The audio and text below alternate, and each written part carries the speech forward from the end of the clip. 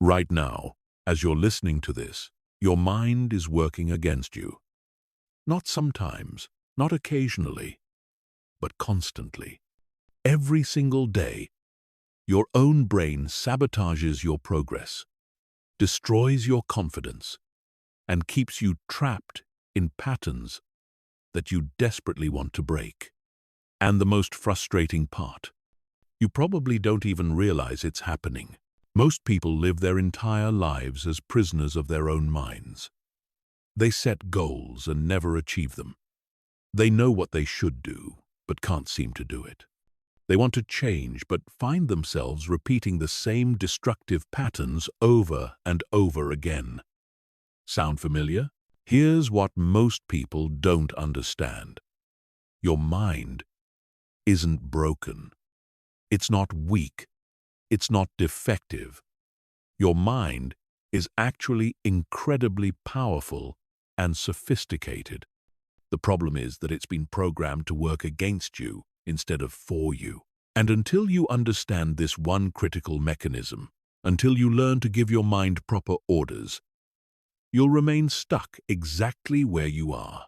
Today, you're going to discover the hidden system that controls every thought, every decision, every action you take.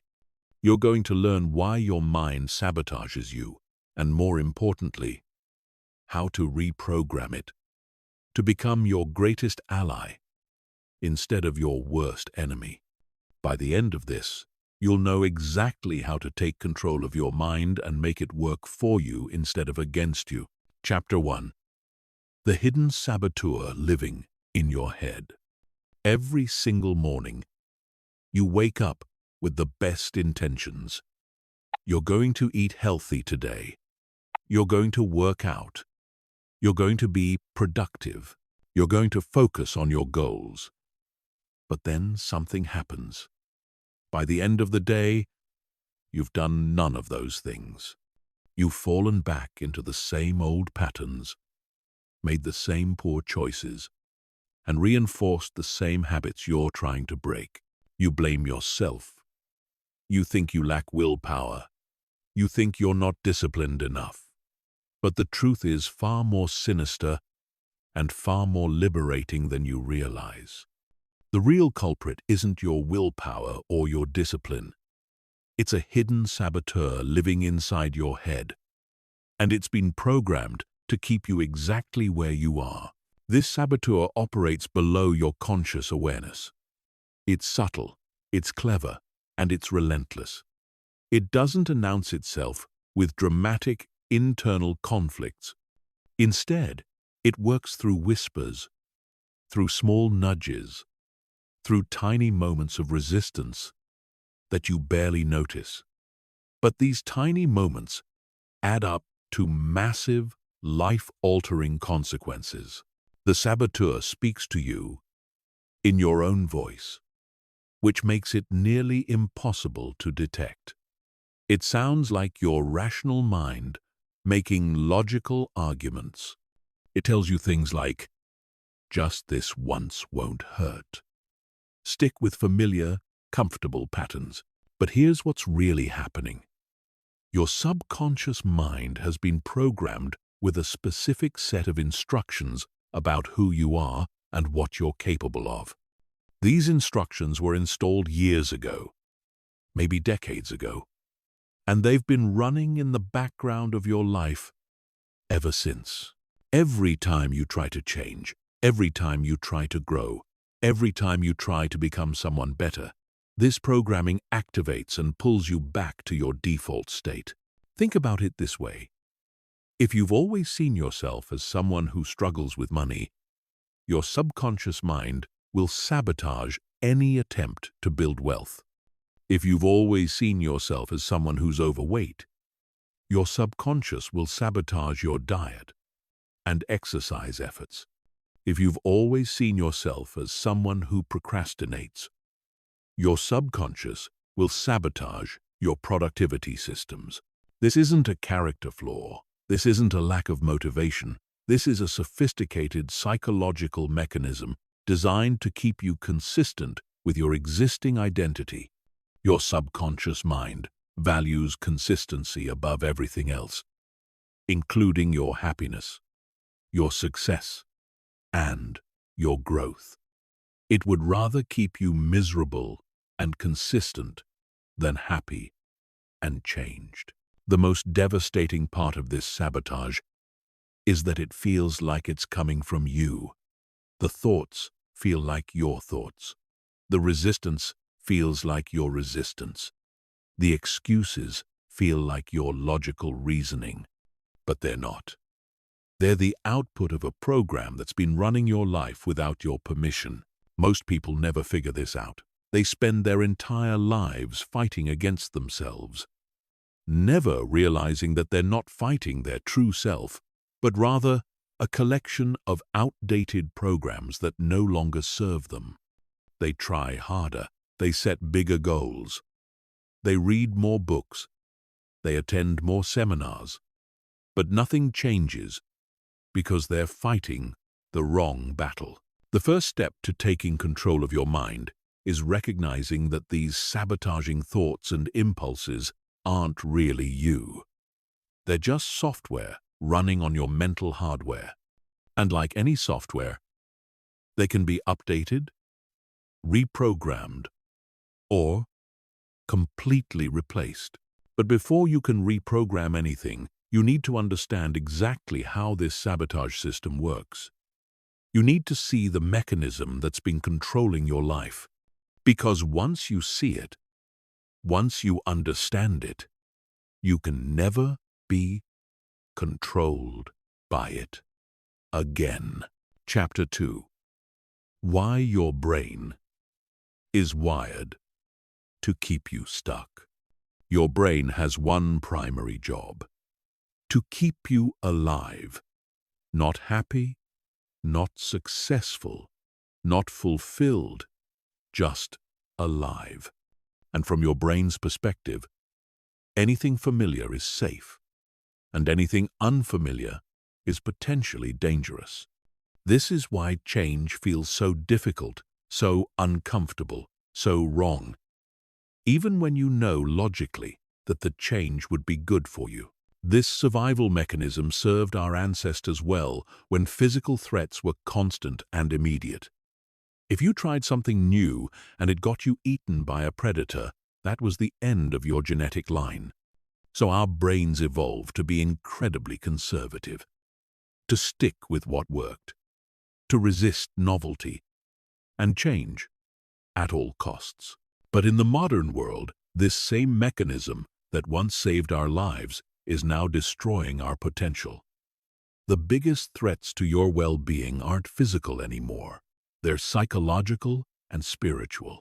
The biggest danger isn't trying something new. It's staying exactly where you are. But your brain doesn't know this. It's still operating according to ancient programming that treats any change as a potential threat to your survival. This is why starting a diet feels dangerous to your brain. This is why launching a business feels terrifying.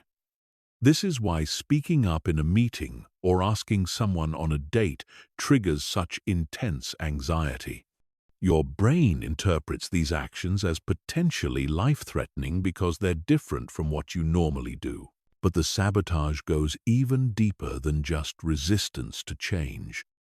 Your brain has also developed an incredibly sophisticated system for maintaining your current identity. This system is called homeostasis, and it works tirelessly to keep everything about you exactly the same. Homeostasis doesn't just regulate your body temperature and blood pressure.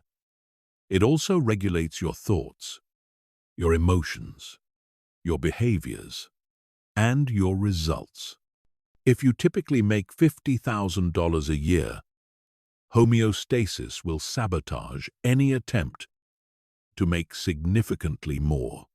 If you typically weigh a certain amount, homeostasis will sabotage any attempt to weigh significantly less.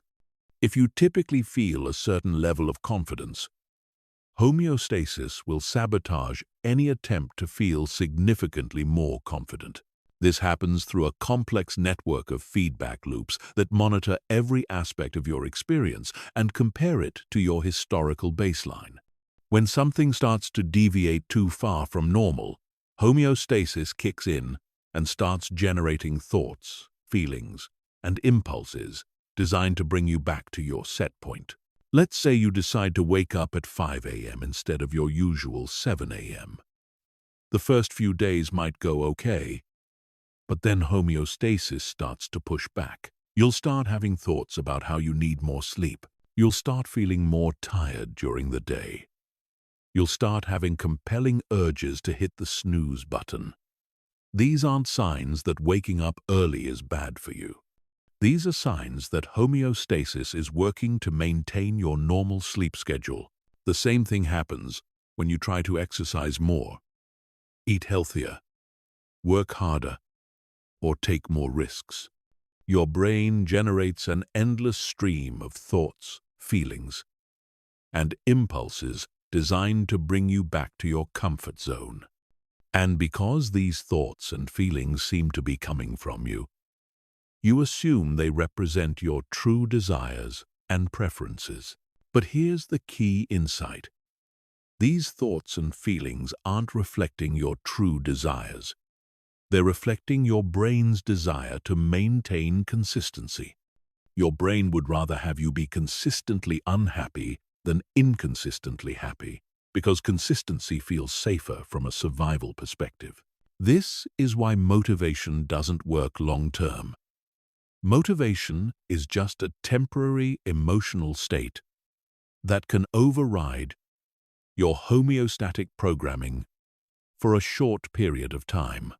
But as soon as the motivation fades, homeostasis reasserts itself and pulls you back to your baseline. This is why willpower doesn't work long-term. Willpower is just conscious effort applied against unconscious programming. It's like trying to change the direction of a river by standing in it and pushing against the current. You might succeed for a few moments, but eventually the river is going to carry you downstream. This is why setting goals doesn't work long-term if you don't change the underlying programming. Your conscious mind might want to achieve the goal, but your subconscious mind is programmed to maintain your current identity. And when conscious and subconscious minds conflict, the subconscious always wins. The solution isn't to fight against homeostasis. The solution is to reprogram homeostasis to work for you instead of against you. You need to update your brain's definition of normal. You need to change your identity at the subconscious level so that your desired behaviors and results become the new baseline that homeostasis works to maintain. But before you can reprogram homeostasis, you need to understand how it got programmed in the first place. You need to understand where your current identity came from and how it's been reinforced over the years. Because the same mechanisms that created your limiting programming can be used to create empowering programming. Chapter 3. The secret programming running your life. Right now, as you're listening to this, your subconscious mind is running thousands of programs that determine how you think, how you feel, and how you behave. These programs were installed without your conscious permission. They operate without your conscious awareness, and they control your life more than you could possibly imagine. Most of these programs were installed during your childhood when your brain was in a highly suggestible state. Between birth and about age 7, your brain operates primarily in theta brainwave frequencies, which is essentially a hypnotic state. During this period, you absorbed information about yourself and the world without any critical filtering. Every comment, every experience, every observation became part of your subconscious programming. If your parents told you that you were smart, Your subconscious accepted that as truth. If they told you that you were clumsy, your subconscious accepted that as truth too. If they struggled with money, your subconscious learned that struggling with money is normal. If they were critical and demanding, your subconscious learned that love is conditional on performance. But the programming didn't stop at age 7. Throughout your entire life, your subconscious has been collecting evidence to support whatever beliefs were installed early on. If you learned that you're not good enough, your subconscious will notice every failure and ignore every success. If you learned that you're unlucky, your subconscious will focus on every setback and dismiss every breakthrough. This creates what psychologists call confirmation bias, but it's much more powerful than most people realize. Your subconscious mind literally filters reality to match your programming. It determines what you notice and what you ignore, what you remember and what you forget, what you consider possible and what you consider impossible. If you've been programmed to believe that you're not a morning person, your subconscious will generate thoughts and feelings that make waking up early feel unnatural and uncomfortable. If you've been programmed to believe that you're bad with money, your subconscious will create impulses to spend and resistance to save. If you've been programmed to believe that you're not attractive, your subconscious will make you focus on your flaws and ignore your positive features. But here's what's truly insidious about this programming. It doesn't feel like programming. It feels like truth. It feels like you're just observing reality accurately. You don't think, my subconscious is filtering reality to match my limiting beliefs. You think, this is just how things are. Most people live their entire lives trapped inside a prison of their own subconscious programming, never realizing that the bars are made of thoughts and the locks are made of beliefs. They assume that their limitations are real, that their struggles are inevitable, that their patterns are permanent. But none of that is true. Your subconscious programming is not you. It's not your true nature. It's not your destiny. It's just a collection of old software that's been running your mental operating system. And like any software, it can be updated. The first type of programming that controls your life is identity programming. This determines who you think you are at the deepest level. It includes beliefs about your intelligence, your attractiveness, your worthiness, your capabilities, your personality, and your potential. This programming shapes everything because it determines what you think is possible for someone like you. The second type is possibility programming. This determines what you think is possible in general. It includes beliefs about how the world works, what's fair, what's realistic, what's normal, and what's achievable. This programming sets the boundaries of your imagination and limits what you even allow yourself to want. The third type is safety programming. This determines what you think is dangerous and what you think is safe.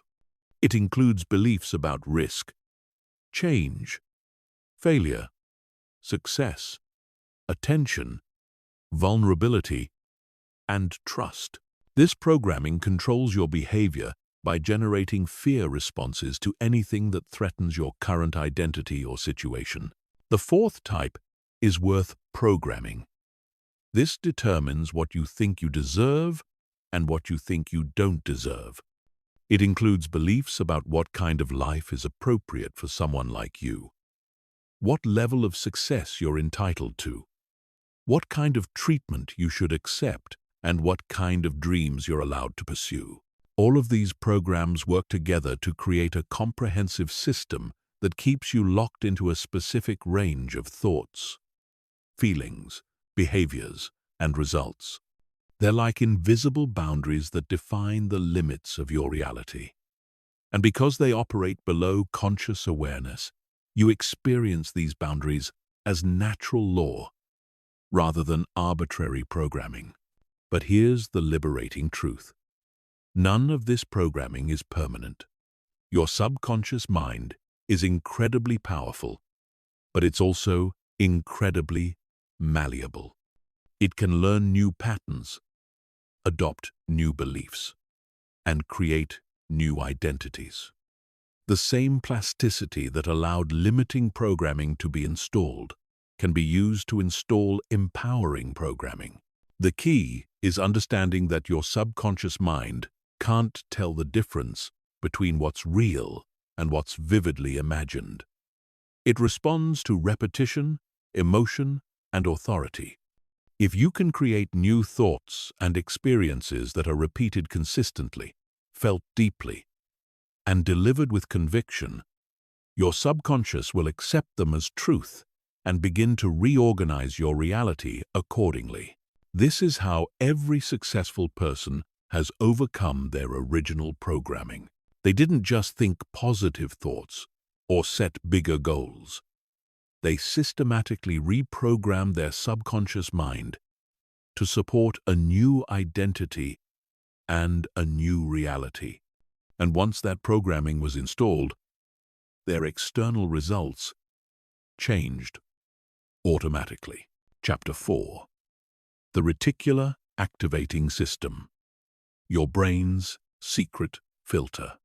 Deep inside your brain, there's a small network of neurons called the Reticular Activating System, or RAS. This system might be tiny, but it controls more of your reality than any other part of your brain. Understanding how the RAS works is absolutely critical to taking control of your mind, because it's the mechanism that determines what you notice, what you ignore, and what you consider possible. The RAS acts like a filter between your conscious mind and the vast amount of information that your senses are constantly collecting. Every second, your brain receives millions of bits of sensory data, but your conscious mind can only process a tiny fraction of that information. The RAS decides what gets through to your awareness and what gets filtered out. This filtering process isn't random. It's based on your beliefs, your goals, your fears, and your expectations. The RAS is constantly scanning your environment for information that matches your existing mental programming, and it brings that information to your conscious attention while filtering out everything else. Here's a simple example of how this works. Have you ever decided to buy a particular car, and then suddenly started noticing that car everywhere? The cars were always there, but your RAS wasn't highlighting them for your conscious attention until they became relevant to your goals. Once you programmed your RAS to notice that specific car, it started showing up everywhere. This same mechanism operates in every area of your life. But most of the time, you're not consciously programming your RAS. Instead, it's being programmed by your subconscious beliefs and expectations. If you believe that opportunities are rare, your RAS will filter out most opportunities and only show you evidence of scarcity. If you believe that people can't be trusted, your RAS will highlight every example of dishonesty, while ignoring examples of integrity. The RAS is why two people can experience the exact same situation and walk away with completely different impressions of what happened. Their RAS filters are highlighting different aspects of the same reality based on their different beliefs and expectations. This has profound implications for your success and happiness. If your RAS is programmed to look for problems, you'll find them everywhere. If it's programmed to look for reasons why you can't succeed, you'll find plenty of evidence. If it's programmed to look for confirmation of your limiting beliefs, It will faithfully deliver that confirmation every single day. But the opposite is also true. If you can reprogram your RAS to look for opportunities, you'll start noticing them everywhere. If you program it to look for reasons why you can succeed, you'll find abundant evidence. If you program it to look for confirmation of your empowering beliefs, it will reshape your entire perception of reality. The RAS doesn't just affect what you notice in your external environment. It also affects what you notice about yourself. If you've programmed your RAS to look for evidence that you're not good enough, it will constantly highlight your mistakes, your failures, and your shortcomings. It will filter out your successes, your progress, and your positive qualities. This creates a vicious cycle where negative self-perception leads to negative evidence, which reinforces negative self-perception, which leads to more negative evidence. Most people trapped in this cycle assume that they're just being realistic or honest about their limitations, but they're actually just experiencing the output of their RAS programming. The good news is that the RAS can be reprogrammed deliberately and systematically. You can train it to look for evidence of your capabilities instead of your limitations. You can train it to highlight opportunities instead of obstacles. You can train it to focus on possibilities instead of problems. But reprogramming your RAS requires more than just positive thinking. It requires consistent, deliberate practice with specific techniques designed to install new filters. You need to repeatedly direct your attention toward the things you want to see more of, while consciously ignoring the things you want to see less of. One of the most powerful ways to reprogram your RAS is through questions. Your RAS is constantly trying to answer whatever questions are running in the background of your mind. If you're constantly asking yourself, "Why does nothing ever work out for me?" your RAS will find evidence to answer that question.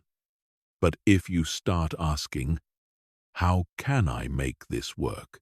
or "What opportunities am I not seeing?" your RAS will start finding different evidence. Another powerful technique is visualization. When you repeatedly visualize yourself achieving your goals, you're programming your RAS to notice opportunities and resources that could help make those visualizations real. You're training it to see yourself as the kind of person who achieves those kinds of results. Affirmations can also reprogram your RAS, but only if they're done correctly. Simple repetition of positive statements usually isn't enough because your conscious mind will reject statements that contradict your current beliefs. But if you frame affirmations as questions or possibilities, your RAS will start looking for evidence to support them.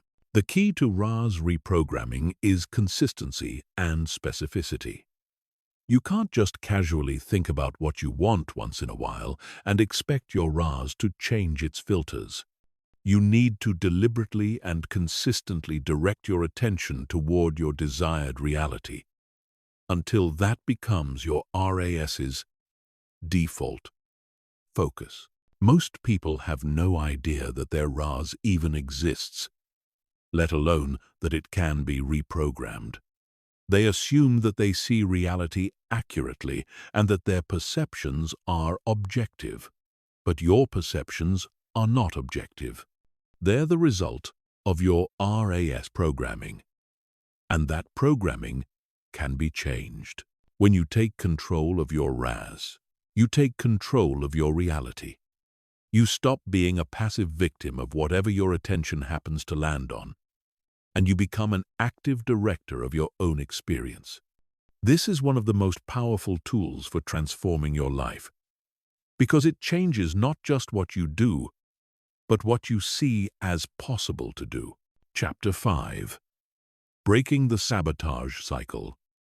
Once and for all. Now that you understand the mechanisms behind mental sabotage, it's time to learn how to break the cycle permanently. This isn't about using willpower to override your programming temporarily. This is about systematically dismantling the sabotage system and rebuilding it to work in your favor. The first step in breaking the sabotage cycle is developing awareness of when it's happening. Most sabotage occurs below the threshold of conscious awareness.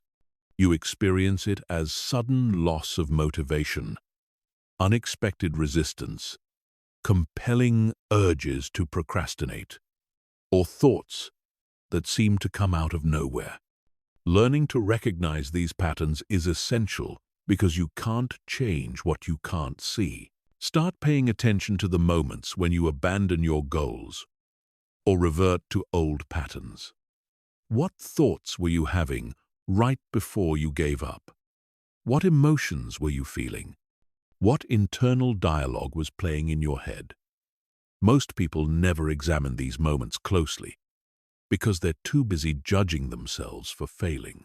But these moments contain crucial information about how your sabotage system operates.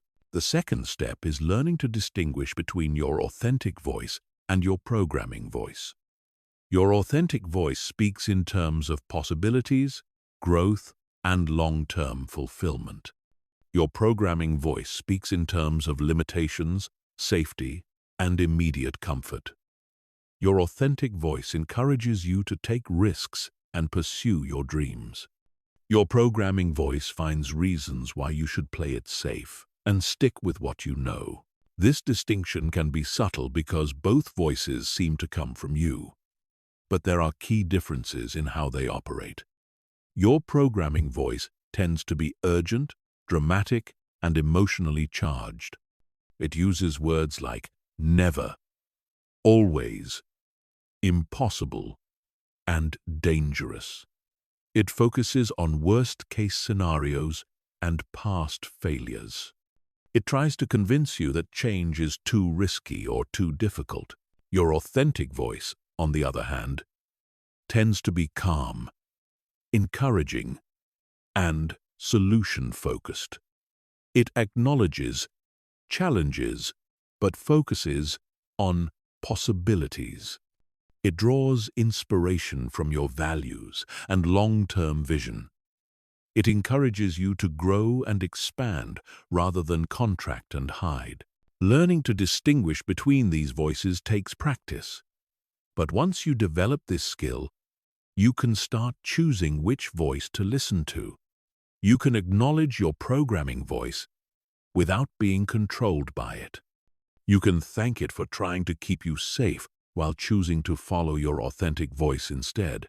The third step is interrupting the sabotage pattern as soon as you recognize it. This requires what psychologists call pattern interruption. The moment you notice sabotaging thoughts or impulses arising, you need to immediately shift your focus to something else. This could be taking deep breaths, doing physical exercise, reciting affirmations, or engaging in any activity that breaks the momentum of the sabotage pattern. The key is to interrupt the pattern before it gains momentum. Sabotage thoughts tend to build on themselves, creating a cascade of negativity that becomes harder and harder to stop. But if you can catch the pattern early and redirect your attention, you can prevent it from taking over your mental state.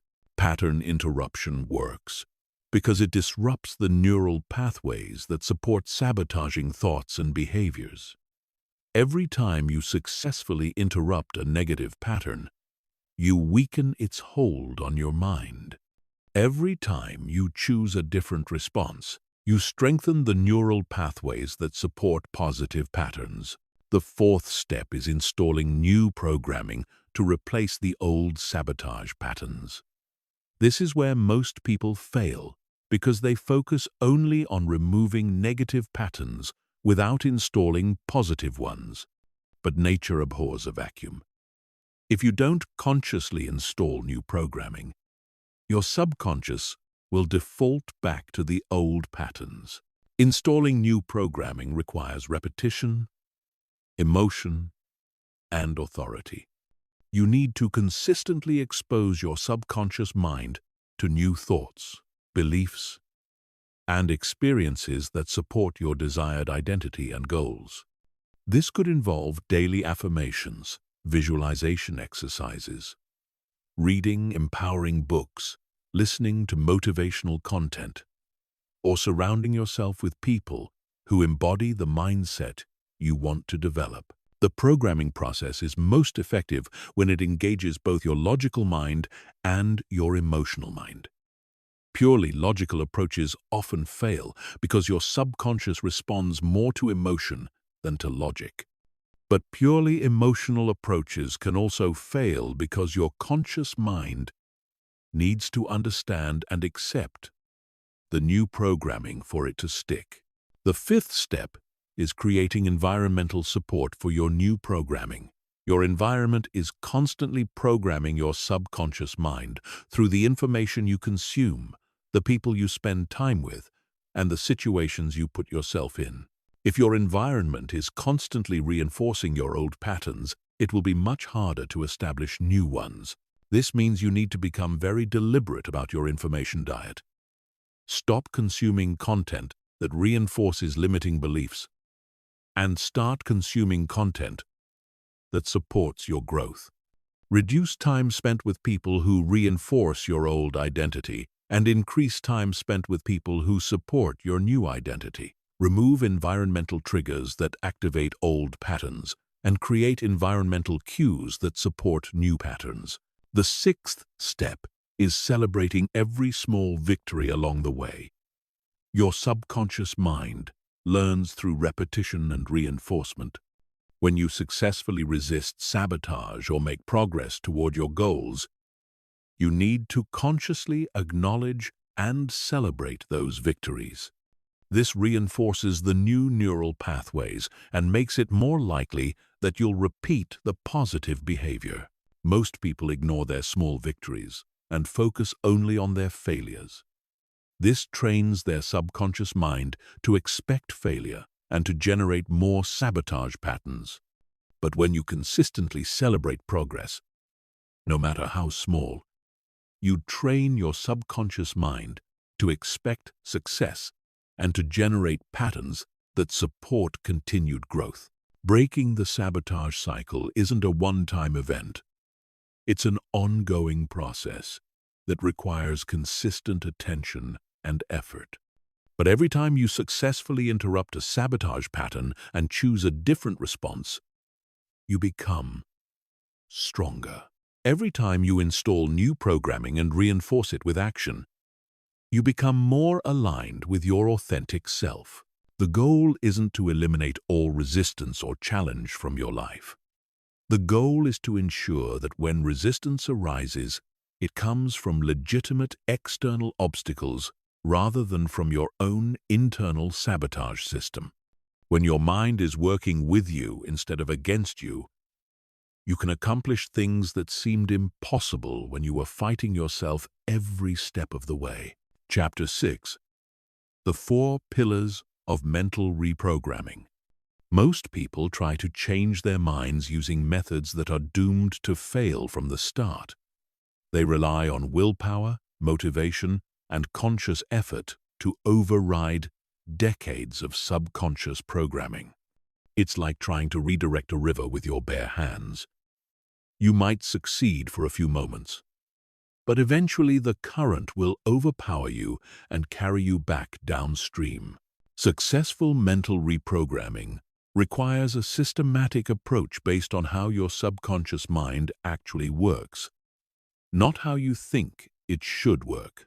Your subconscious doesn't respond to logic, reasoning, or good intentions. It responds to repetition, emotion, authority, and evidence. Understanding these 4 pillars is essential to creating lasting change in your mental programming. The first pillar is repetition. Your subconscious mind learns through patterns, and patterns are created through repetition. every belief you currently hold, every automatic response you have, every limitation you experience, was installed through repetition. Someone told you the same thing over and over, or you experienced the same situation repeatedly until your subconscious accepted it as truth. But here's what most people don't understand about repetition. It's not just about saying or doing the same thing multiple times. It's about creating consistent neural activation patterns in your brain.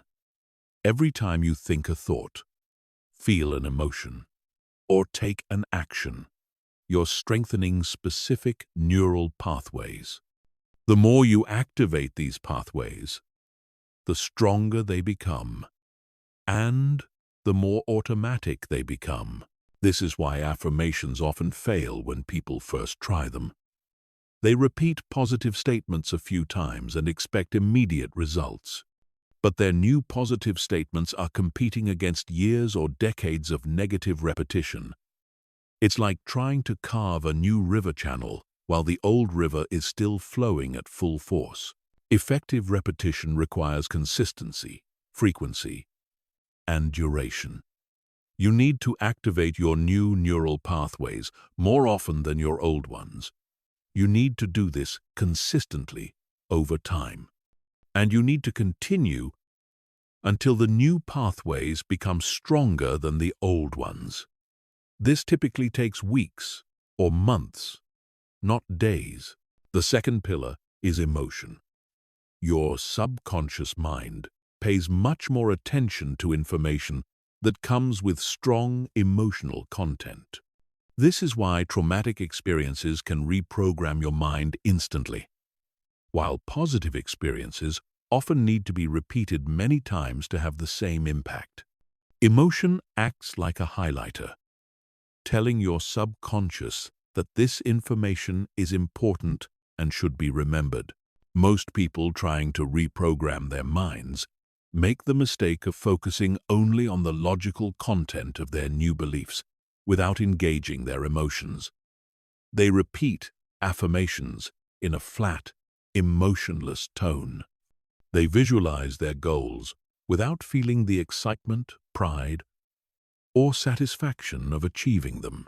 They try to change their identity without experiencing the emotions associated with their new identity. But emotion is what makes programming stick.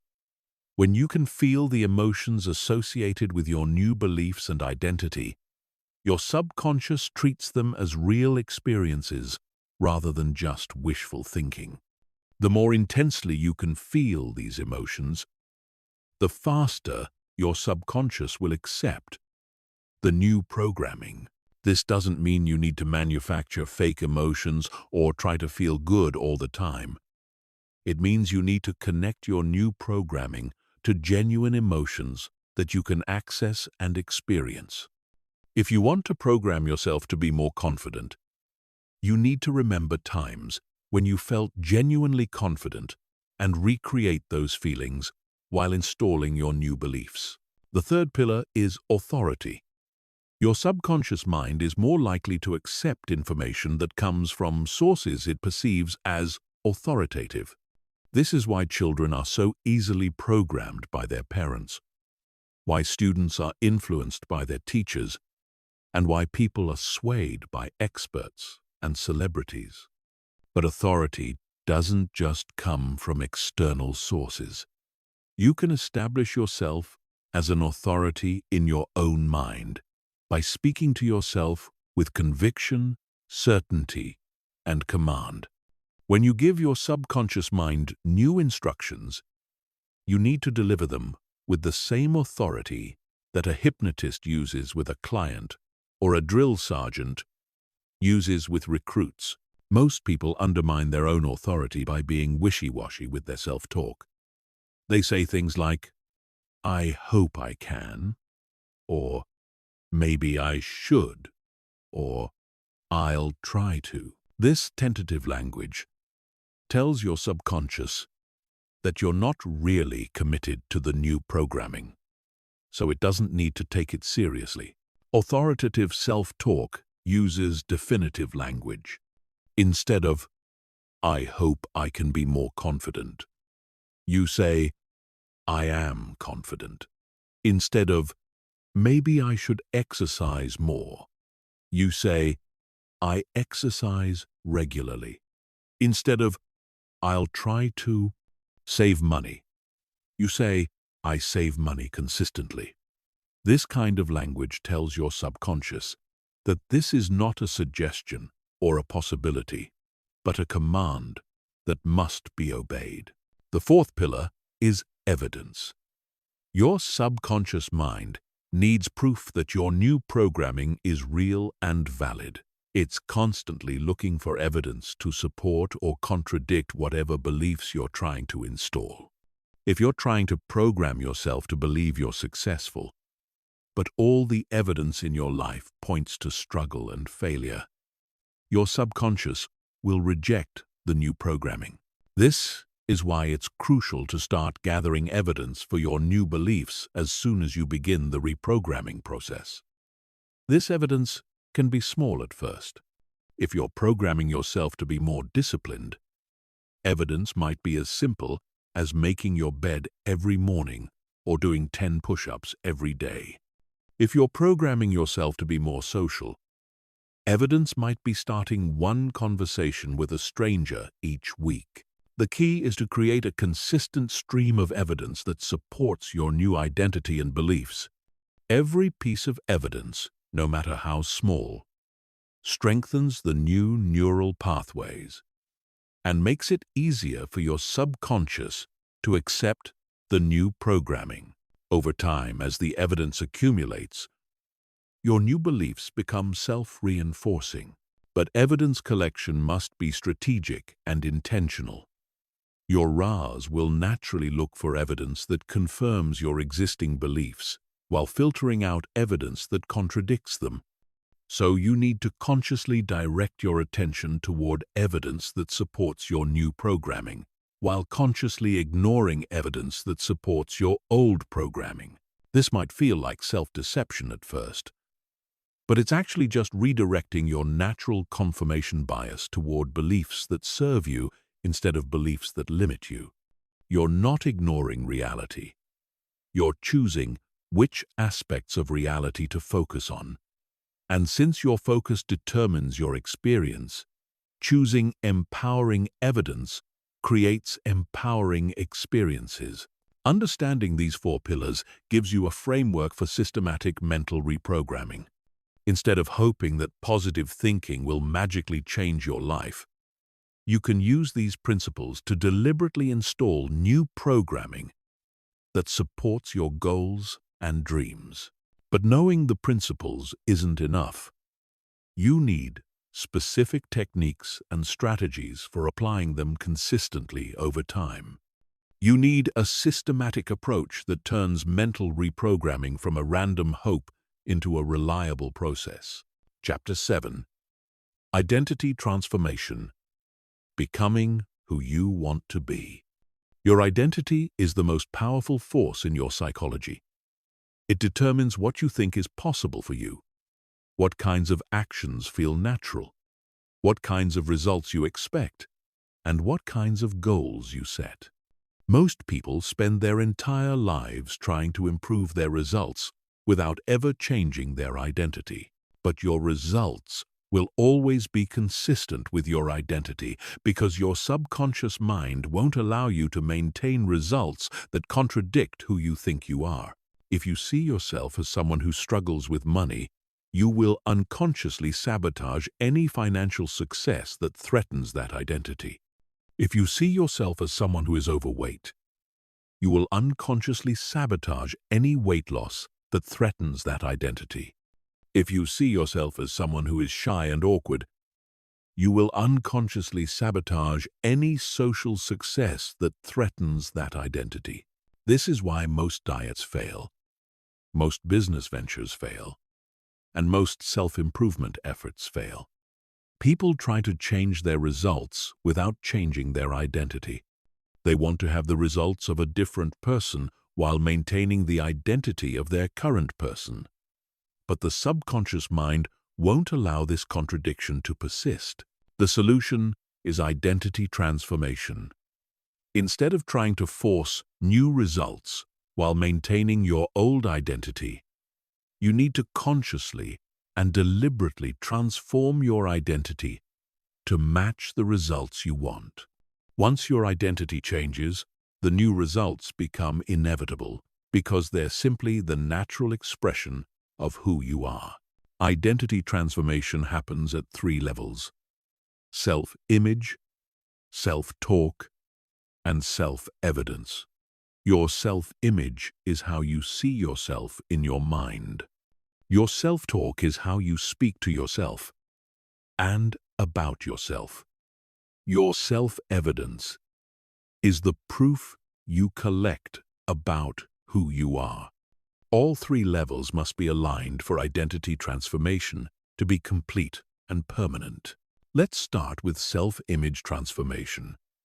Your self-image is like a mental movie that plays in your subconscious mind, showing you who you are and what you're capable of.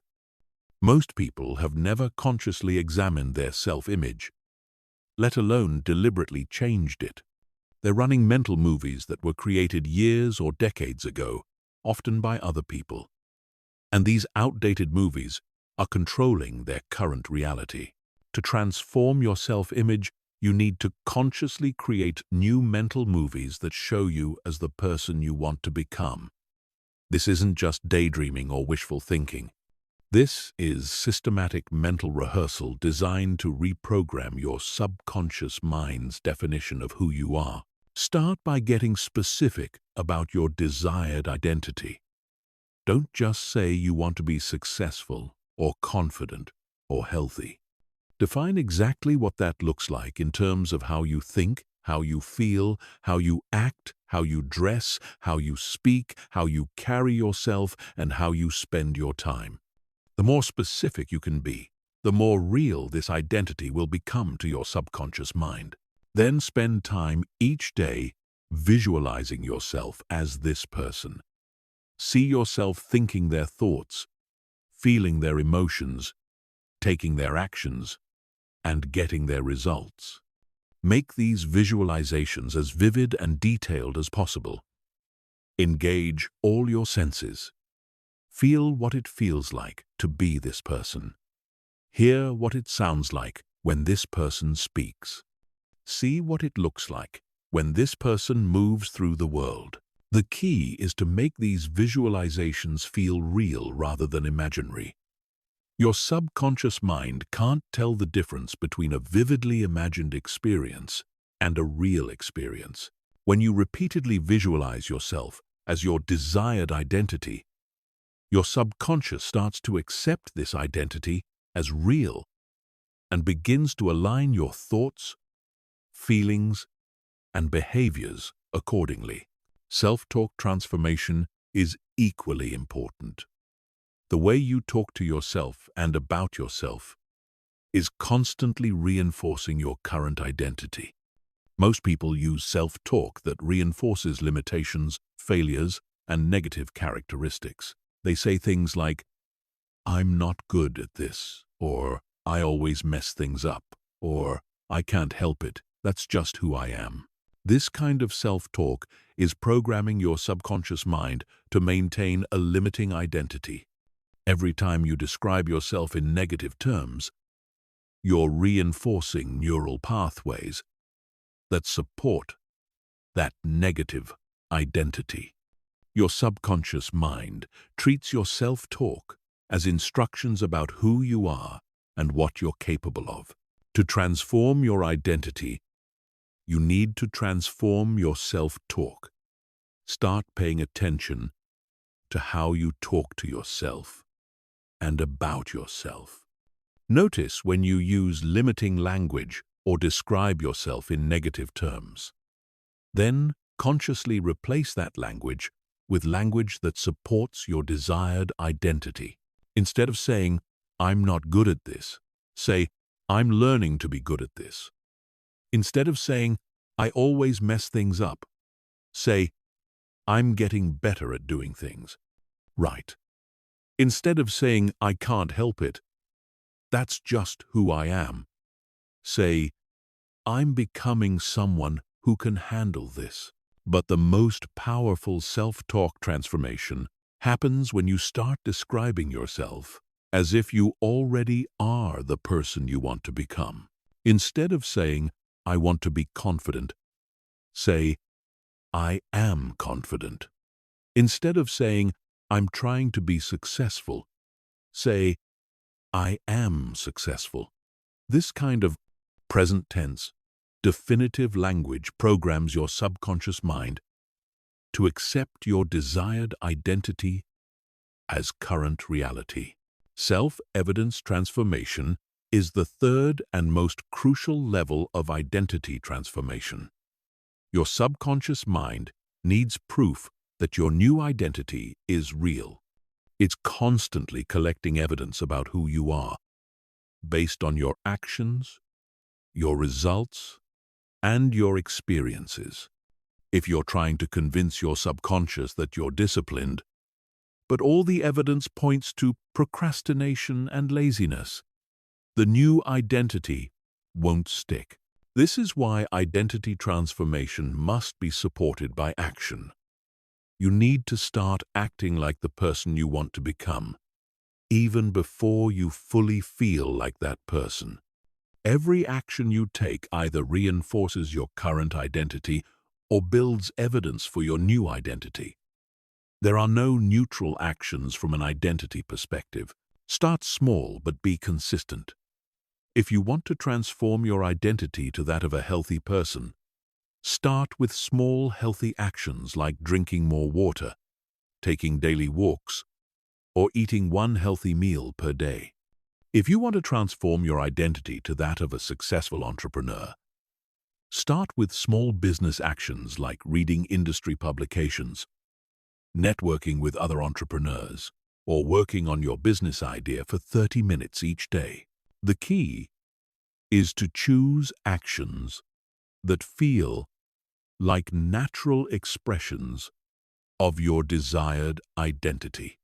Ask yourself, what would a desired identity person do in this situation?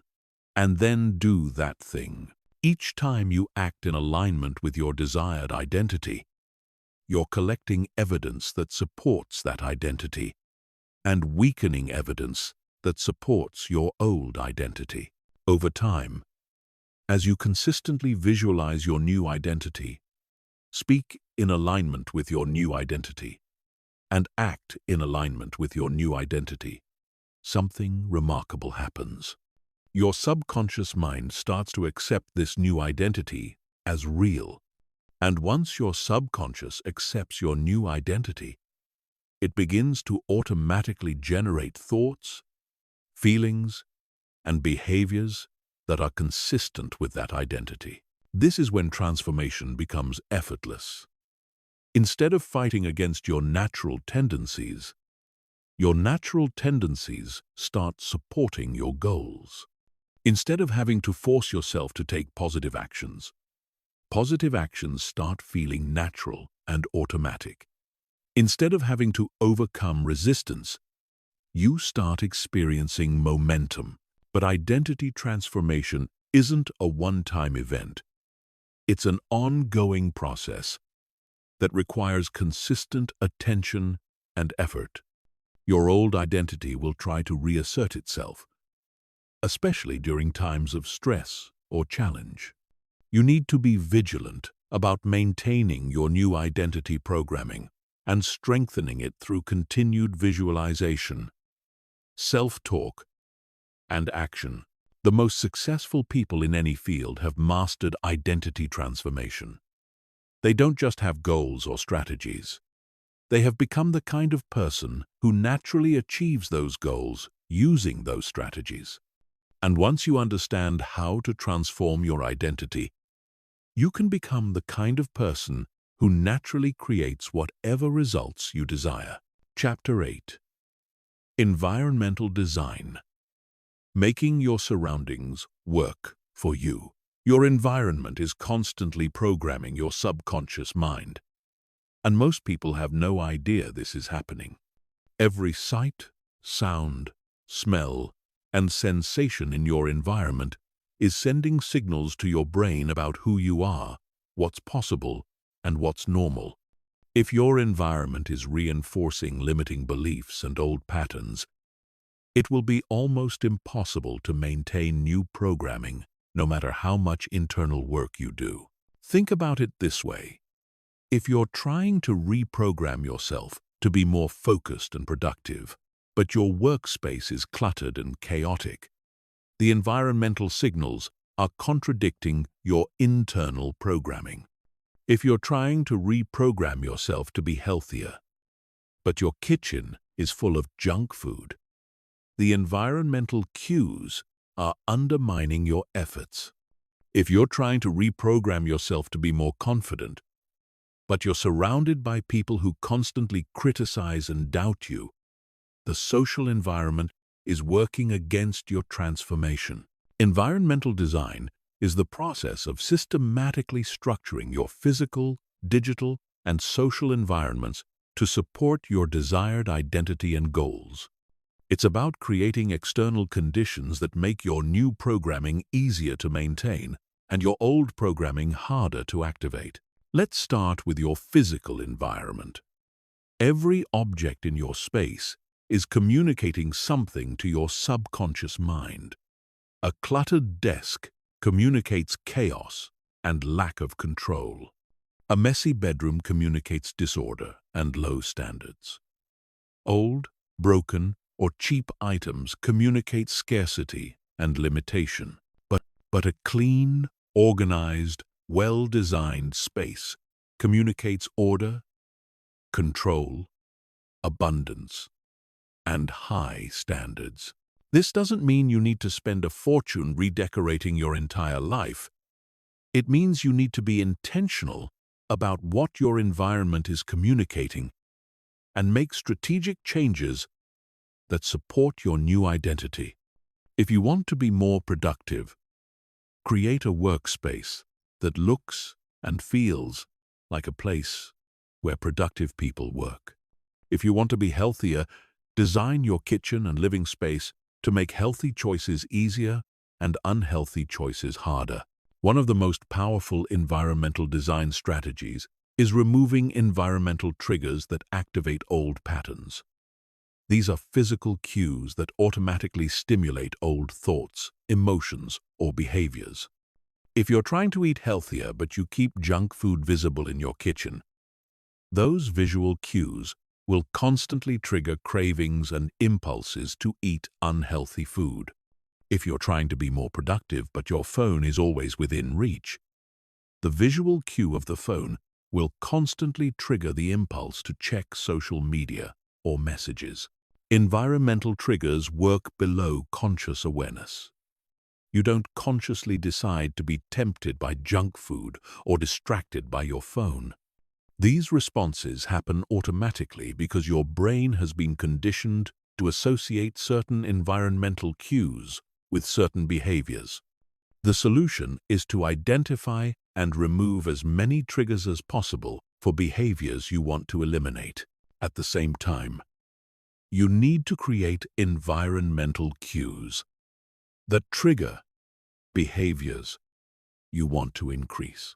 If you want to exercise more, lay out your workout clothes the night before so you see them first thing in the morning. If you want to read more, place books in prominent locations around your home. If you want to eat more fruit, keep fruit visible on your counter and vegetables at eye level in your refrigerator. These environmental cues work because they reduce the mental energy required to make positive choices.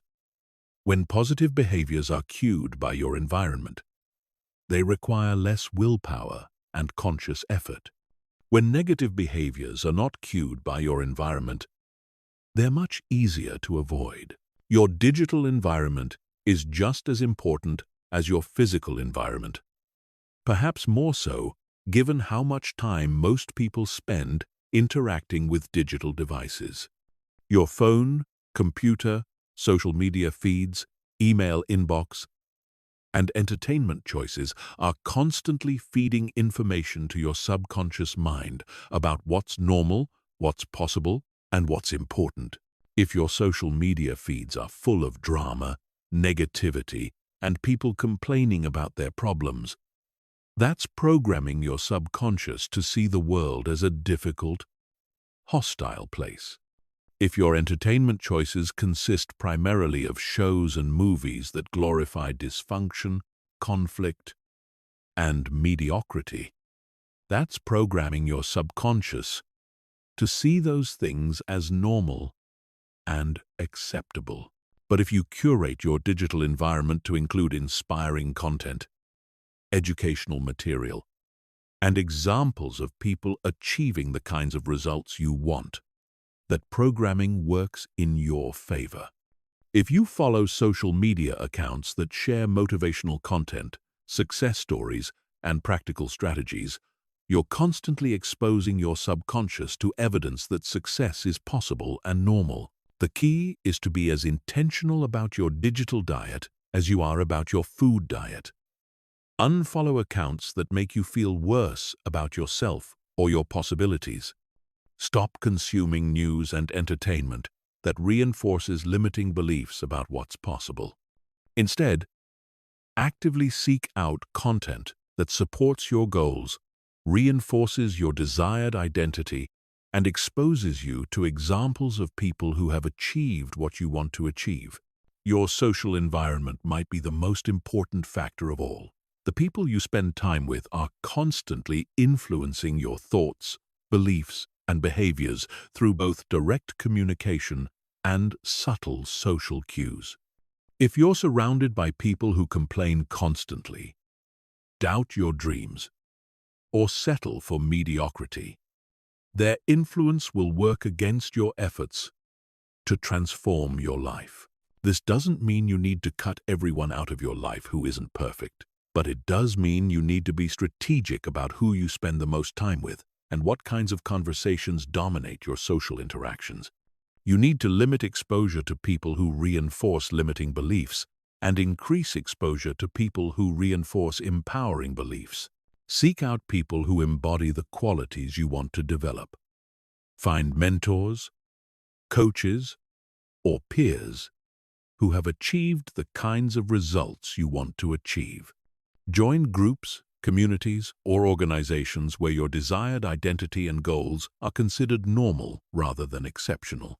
The more time you spend around people who think and act like your desired self, the more natural it becomes to think and act that way yourself. Environmental design also includes creating rituals and routines that support your new programming. Your daily routines are like environmental structures that guide your behavior automatically. If you have a morning routine that includes meditation, exercise, and goal visualization, you're creating an environmental structure that supports your transformation. If you have an evening routine that includes reflection, planning, and positive self-talk, you're reinforcing your new programming at the end of each day. The most successful people in any field have highly structured environments that support their success. Their physical spaces are organized and inspiring. Their digital environments are curated to include only content that serves their goals. Their social circles consist primarily of people who support their growth and ambitions, and their daily routines systematically reinforce their desired identity and behaviors. Creating this kind of environmental support takes time and effort, but it's one of the most powerful things you can do to ensure your mental reprogramming succeeds. When your environment is working for you instead of against you, transformation becomes much easier and more sustainable. Chapter 9. Advanced Mind Control Strategies for Rapid Transformation. Now that you understand the fundamentals of mental reprogramming, it's time to learn advanced strategies that can accelerate your transformation dramatically. These techniques are used by elite performers, successful entrepreneurs, and world-class athletes to reprogram their minds quickly and permanently. They go beyond basic affirmations and visualization to leverage deeper principles of psychology and neuroscience.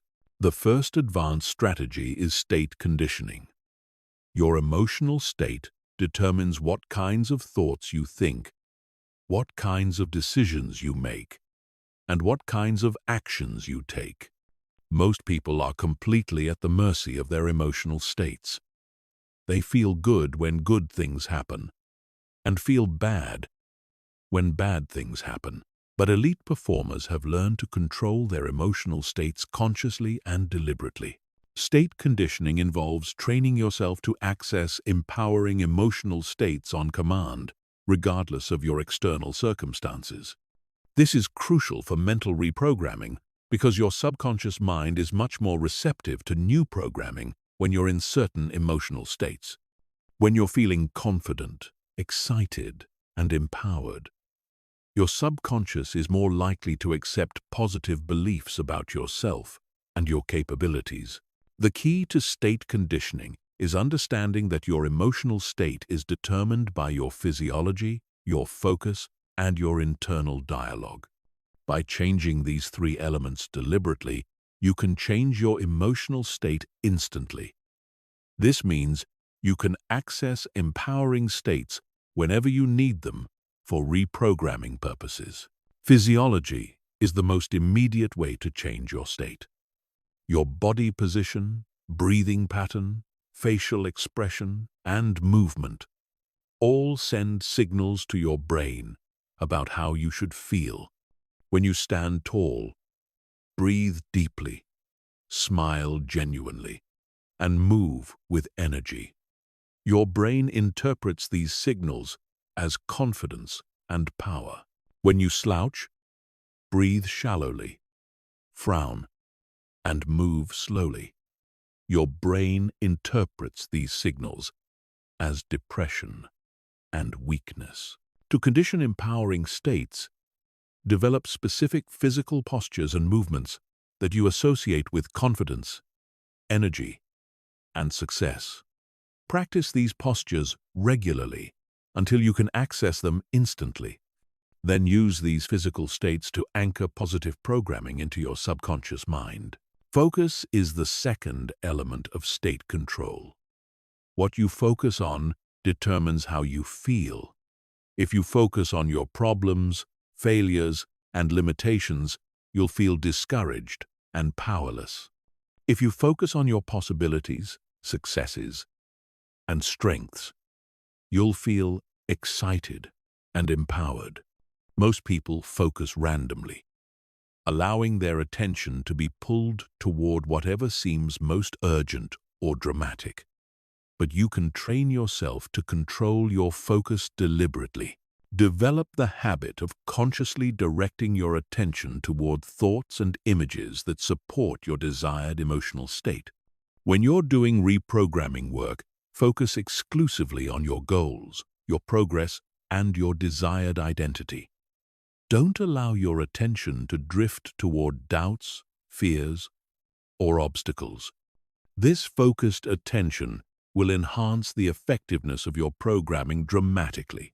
Internal dialogue is the third element of state control. The way you talk to yourself determines how you feel about yourself and your situation. Confident, empowering self-talk creates confident, empowering emotional states. Negative, limiting self-talk creates negative, limiting emotional states. By controlling your internal dialogue, you can control your emotional state and enhance your programming efforts. The second advanced strategy is anchoring. Anchoring is a technique borrowed from neuro-linguistic programming that allows you to associate specific physical triggers with desired emotional states. Once an anchor is established, you can access the associated emotional state instantly by activating the physical trigger. Here's how anchoring works. When you're experiencing a particularly intense positive emotional state, such as confidence, excitement, or determination, you perform a specific physical gesture, such as pressing your thumb and forefinger together or touching your heart. You do this repeatedly while the positive state is at its peak intensity. Over time, your nervous system creates a strong association between the physical gesture and the emotional state. Once the anchor is established, you can trigger the positive emotional state by performing the physical gesture, even when you're not naturally feeling that emotion.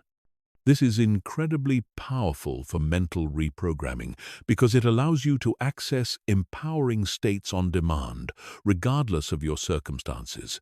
To create effective anchors, you need to be very specific about the physical gesture, very consistent about when you use it, and very intentional about the emotional state you're anchoring. The gesture should be something you can do discreetly in any situation. The timing should be when the positive emotion is at its absolute peak, and the emotional state should be one that supports your reprogramming goals. The third advanced strategy is timeline therapy. This technique involves mentally traveling to your past to reframe limiting experiences and traveling to your future to program desired outcomes. Your subconscious mind stores memories not just as factual information but as emotional imprints that continue to influence your current thoughts and behaviors. By changing the emotional content of past memories, you can change their influence on your present reality. Timeline therapy for the past involves identifying key experiences that installed limiting beliefs or negative emotional patterns. You then mentally revisit these experiences from a more empowered perspective, either as your current adult self or as an idealized version of yourself. You reframe the experience in a way that serves your growth rather than limiting it. For example, if you have a memory of being criticized by a teacher that installed a belief that you're not smart enough, you could revisit that memory and reframe it as evidence that you were curious and asking important questions. Or you could imagine your adult self comforting your younger self and providing a different interpretation of the event. Timeline therapy for the future involves mentally traveling to a time when you've already achieved your desired transformation. You experience this future reality as vividly as possible, feeling the emotions, seeing the sights, and hearing the sounds of your transformed life. Then you mentally travel backward from that future point to the present, identifying the key steps and decisions that led to your success. This technique is powerful because it programs your subconscious mind to see your desired transformation as inevitable rather than possible. It creates a sense of certainty about your future that influences your present decisions and behaviors. The fourth advanced strategy is parts integration. This technique recognizes that internal conflict often arises when different aspects of your personality want different things. Part of you might want to be successful, while another part wants to stay safe. Part of you might want to be healthy, while another part wants immediate pleasure. These internal conflicts create resistance and sabotage. Parts integration involves identifying the different aspects of yourself that are in conflict, understanding what each part wants and why it wants it, and then finding ways to satisfy both parts simultaneously. This eliminates internal resistance and creates alignment around your goals. For example, if part of you wants to start a business while another part wants security, you might find ways to start your business gradually while maintaining some income security. Or you might reframe starting a business as a way to create more security rather than less security. The goal isn't to eliminate parts of yourself that seem problematic. The goal is to understand what each part is trying to accomplish and find better ways to accomplish those outcomes. When all parts of yourself are working toward the same goals, transformation happens much more easily. These advanced strategies require more skill and practice than basic reprogramming techniques, but they can produce much faster and more dramatic results. The key is to master the fundamentals first, and then gradually incorporate these advanced methods as your skills develop. Remember that the goal of all these techniques is to align your conscious and subconscious minds around your desired outcomes. When you achieve this alignment, you stop fighting yourself and start working with yourself. And when you're working with yourself, instead of against yourself, almost anything becomes possible. Chapter 10. The Daily System. Making Mental Mastery Automatic. The difference between people who successfully transform their lives and people who remain stuck isn't talent, intelligence, or luck. It's having a daily system that consistently reinforces new programming while weakening old patterns. Mental transformation isn't about having a few peak experiences or breakthrough moments. It's about creating small, consistent changes that compound over time. Most people approach mental reprogramming sporadically. They do some visualization when they feel motivated. They practice positive self-talk when they remember. They work on their identity when they have time. But sporadic effort produces sporadic results. To create lasting transformation, you need a systematic approach that operates regardless of your mood, motivation, or circumstances. A daily mental mastery system has 6 core components: morning programming, state management, pattern interruption, evidence collection, evening review, and environmental reinforcement. Each component serves a specific purpose in the transformation process, and together they create a comprehensive approach to mental reprogramming. Morning programming is the foundation of your daily system.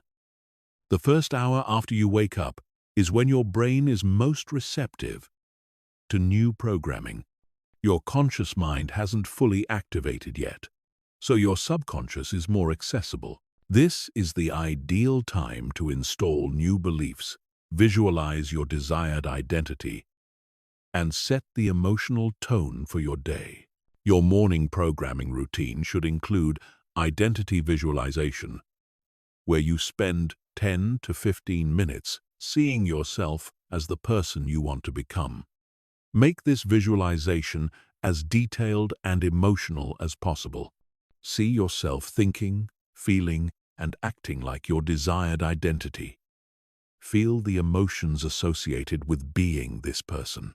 Experience the confidence, excitement, and satisfaction of living as your transformed self.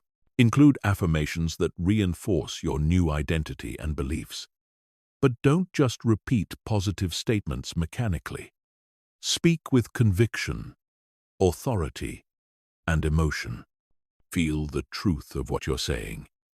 If you don't believe the affirmations yet, frame them as commands to your subconscious mind, rather than statements of current reality. Include goal visualization, where you see yourself achieving your most important objectives. Don't just visualize the end result. Visualize yourself taking the actions that lead to the result. See yourself overcoming obstacles, making good decisions, and staying committed to your goals. This programs your subconscious to expect success and to generate behaviors that support success. State management is the second component of your daily system. Throughout the day, you need to monitor and manage your emotional state to ensure it supports your programming goals. This means developing the ability to recognize when you're in states that undermine your transformation and quickly shifting to states that support it.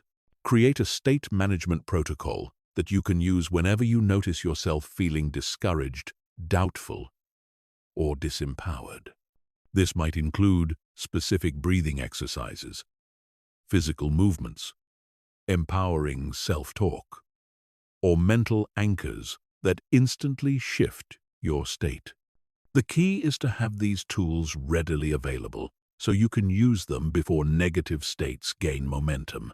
Practice accessing empowering states multiple times throughout the day, even when you don't necessarily need them.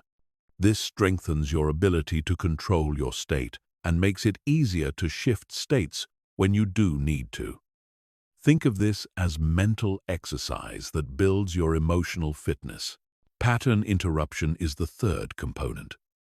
Throughout the day, your old programming will try to reassert itself through familiar thoughts, emotions, and impulses. The moment you recognize these old patterns arising, you need to interrupt them immediately and redirect your attention towards something that supports your new programming. Develop specific pattern interruption techniques that work for you. This might be taking deep breaths, saying a specific phrase, doing a physical movement, or shifting your focus to your goals.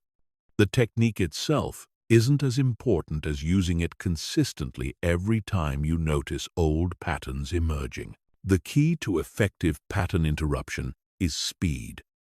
The longer you allow old patterns to run, the stronger they become and the harder they are to interrupt. But if you can catch them early and redirect immediately, you prevent them from gaining momentum and strengthen your new patterns instead. Evidence collection is the fourth component.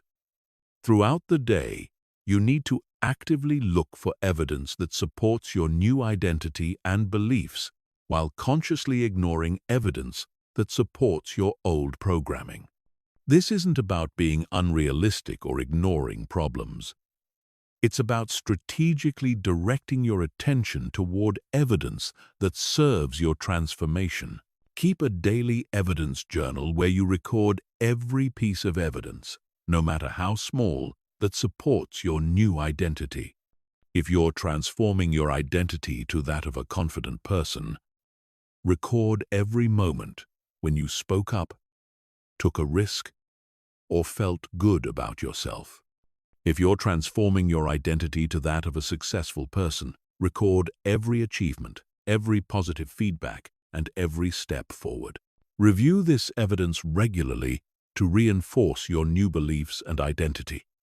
Your subconscious mind needs proof that your transformation is real and valid. The more evidence you can provide, the faster it will accept your new programming. Evening review is the fifth component. Before you go to sleep, spend time reviewing your day from the perspective of your desired identity. What did you do today that aligned with your new identity? What evidence did you collect? What progress did you make toward your goals? What can you do better tomorrow? This evening review serves multiple purposes. It reinforces positive experiences and learnings from the day. It helps you recognize patterns and areas for improvement. And it programs your subconscious mind to continue working on your transformation while you sleep. Also, use your evening review to practice gratitude for your progress and to visualize tomorrow's success. This creates positive emotional associations with your transformation process and programs your subconscious to expect continued growth. Environmental reinforcement is the sixth component. Throughout the day, you need to optimize your environment to support your new programming and undermine your old patterns. This includes managing your physical space, your digital consumption, and your social interactions. Make small environmental adjustments that consistently reinforce your new identity. Change your desktop wallpaper to an image that represents your goals. Put inspiring quotes in places where you'll see them regularly. Organize your space in a way that reflects your desired identity. Remove items that trigger old patterns and add items that trigger new patterns. The power of a daily mental mastery system lies in its consistency and comprehensiveness. Each component reinforces the others, creating a synergistic effect that accelerates your transformation. The morning programming sets the foundation. State management maintains the programming throughout the day. Pattern interruption prevents backsliding. Evidence collection reinforces progress. Evening review consolidates learning. And environmental reinforcement provides constant support. But the most important aspect of your daily system is that it operates automatically. You don't rely on motivation or inspiration to maintain it. You do it regardless of how you feel, what's happening in your life, or what challenges you're facing. This consistency is what transforms sporadic effort into lasting change. Start by implementing one component at a time until it becomes automatic. Then add the next component. Within a few months, you'll have a comprehensive system that makes mental mastery as automatic as brushing your teeth. And once mental mastery becomes automatic, transformation becomes inevitable. Chapter 11.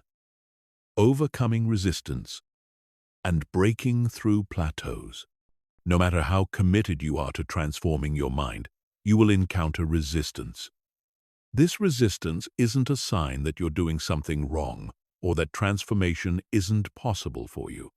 Resistance is a natural part of the change process, and understanding how to navigate it is what separates people who succeed from people who give up when things get difficult. There are 3 types of resistance you'll encounter during mental reprogramming: internal resistance, external resistance, and systemic resistance. Each type requires different strategies to overcome, and failing to recognize which type you're dealing with can lead to frustration and abandonment of your transformation efforts. Internal resistance comes from your own subconscious mind as it tries to maintain homeostasis and protect your current identity. This is the voice that tells you transformation is too hard, that you're not capable of change, or that you should give up and accept your current situation. Internal resistance often manifests as sudden loss of motivation, compelling urges to return to old patterns or thoughts that seem to come out of nowhere, designed to undermine your progress.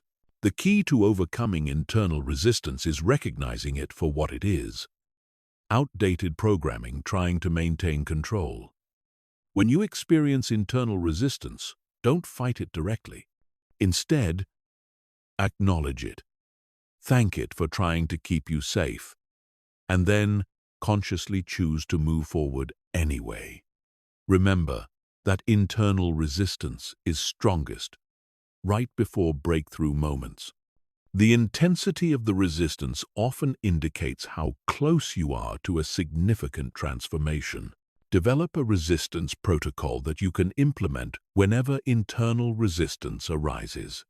This might include taking deep breaths, reminding yourself of your why, visualizing your desired future, or using physical movement to shift your state. The key is to have these tools ready before you need them, so you can respond quickly when resistance appears. External resistance comes from other people who are uncomfortable with your changes. This might be family members who prefer you to stay the same, friends who feel threatened by your growth, or colleagues who resent your increased confidence and success. External resistance often manifests as criticism, discouragement, sabotage attempts, or social pressure to return to your old ways. The most important thing to understand about external resistance is that it's not really about you. It's about other people's fear of change and their need to maintain their own comfort zones. When you start transforming, you become a mirror that reflects other people's limitations and unfulfilled potential. This makes them uncomfortable, and they often try to pull you back down to their level to reduce their own discomfort. To overcome external resistance, you need to develop emotional boundaries that protect your transformation process from other people's opinions and reactions. This doesn't mean becoming aggressive or cutting people out of your life unnecessarily. It means becoming selective about whose opinions you value and whose feedback you incorporate into your decision-making process. Surround yourself with people who support your growth, even if these relationships are initially more limited or less familiar than your existing social circle.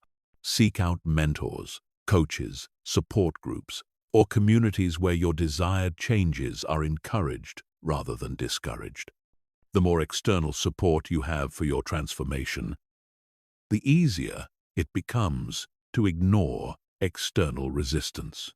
Systemic resistance comes from societal structures, cultural norms, and institutional barriers that make certain types of change more difficult. This might include economic systems that make financial transformation challenging, educational systems that discourage creative thinking, or cultural norms that penalize authenticity and individual expression. Systemic resistance is often the most difficult to overcome because it's embedded in the structures and systems around us. However, understanding that these barriers exist helps you prepare for them and develop strategies to navigate them more effectively. You can't change the entire system, but you can change how you operate within it. The key to overcoming systemic resistance is developing what psychologists call an internal locus of control. This means focusing on what you can control rather than what you can't control. Instead of waiting for external circumstances to change, you change your approach, your strategies, and your methods to work within existing constraints while still moving toward your goals. Now let's talk about plateaus. A plateau is a period during transformation when progress seems to stop despite continued effort. Plateaus are incredibly common and incredibly frustrating because they can make you feel like your efforts aren't working anymore. Most people give up during plateaus, assuming that they've reached their limit or that their methods have stopped working. But plateaus aren't actually periods of no progress. They're periods of integration. During a plateau, your subconscious mind is consolidating the changes you've already made and preparing for the next level of transformation. The work you're doing during a plateau is still important, even though the results aren't immediately visible. Understanding the plateau cycle can help you navigate these periods with confidence rather than frustration. Transformation typically follows a pattern of rapid progress, followed by a plateau, followed by another period of rapid progress. This cycle repeats throughout your transformation journey, with each level building on the previous ones. During plateaus, resist the temptation to dramatically change your approach or abandon your system altogether. Instead, use plateau periods to deepen your practice, refine your techniques, and prepare for the next breakthrough. This might mean increasing the intensity of your programming sessions, adding new elements to your routine, or addressing deeper layers of resistance that weren't accessible before. Plateaus are also excellent times to focus on evidence collection. During periods of rapid change, it's easy to notice progress. During plateaus, you need to look more carefully for subtle improvements and small wins. Keep detailed records of your thoughts, feelings, behaviors, and results so you can identify progress that might not be immediately obvious. One of the most effective strategies for breaking through plateaus is changing your approach slightly without abandoning your core system. This might mean trying new visualization techniques, experimenting with different types of affirmations, or adding physical movement to your mental exercises. Small changes can often trigger new breakthroughs without disrupting the foundation you've already built. Another powerful plateau-breaking strategy is intensification.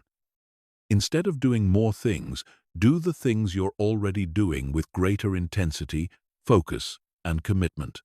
Spend more time on your morning programming. Make your visualizations more vivid and detailed. Practice your new identity with greater consistency throughout the day. Remember that plateaus are temporary. Every successful person who has achieved significant transformation has experienced multiple plateaus and breakthrough cycles. The key is to persist through the plateaus with the same commitment you had during periods of rapid progress. The most important mindset shift you can make regarding resistance and plateaus is to see them as normal parts of the transformation process rather than problems to be avoided. When you expect resistance and plateaus, you're prepared for them. When you're prepared for them, you can navigate them more effectively. And when you can navigate them effectively, they become stepping stones rather than roadblocks on your path to mental mastery. Resistance and plateaus are not your enemies. They're your training partners, helping you develop the mental strength, persistence, and resilience that make lasting transformation possible. Embrace them as part of the journey and use them to become stronger, more committed, and more skilled in the art of mental reprogramming. Chapter 12. Mastering Emotional Control for Unshakable Mental Strength. Your emotions are not happening to you. They're being created by you through your thoughts, your focus, and your physiology. Most people believe they're victims of their emotions, that feelings just arise randomly and must be endured until they pass. But this is one of the most limiting beliefs you can hold about your own psychology. When you understand that emotions are generated by specific mental and physical processes, you can learn to control those processes and take command of your emotional experience. Emotional control isn't about suppressing feelings or pretending to be happy when you're not. It's about developing the ability to consciously choose your emotional state based on what will serve you best in any given situation. It's about becoming the director of your emotional experience rather than a passive observer of whatever feelings happen to arise. The first step in mastering emotional control is understanding the anatomy of emotion. Every emotion you experience is created through a combination of 4 elements: your physiology, your focus, your language, and your meaning. Change any one of these elements, and you change the emotion. Change all 4 elements, and you can completely transform your emotional state in a matter of minutes. Let's start with physiology. Your body position, breathing pattern, facial expression, and movement patterns all send signals to your brain about how you should feel. When you slouch, breathe shallowly, and move slowly, your brain interprets these signals as depression or low energy. When you stand tall, breathe deeply, and move with purpose, your brain interprets these signals as confidence and vitality. This isn't just correlation, it's causation. Your physiology doesn't just reflect your emotions, it creates them. This is why actors can access genuine emotions by changing their physical state. It's why athletes use specific physical rituals to access peak performance states. And it's why you can change how you feel by consciously changing how you hold and move your body. Develop a repertoire of physical states that correspond to different emotions you want to access. Create a specific posture. breathing pattern, and movement sequence for confidence. Create another one for determination. Create another one for calm focus. Practice these physical states until you can access them instantly, and then use them whenever you need to shift your emotional state. Focus is the second element of emotional control. What you focus on determines how you feel. If you focus on everything that's wrong in your life, you'll feel frustrated and discouraged. If you focus on everything you're grateful for, you'll feel appreciative and optimistic. If you focus on your fears, you'll feel anxious. If you focus on your possibilities, you'll feel excited. Most people focus randomly, allowing their attention to be pulled toward whatever seems most urgent, dramatic, or emotionally charged. But you can train yourself to control your focus deliberately. This is one of the most powerful skills you can develop because it gives you direct control over your emotional experience. Practice focusing exercises throughout the day.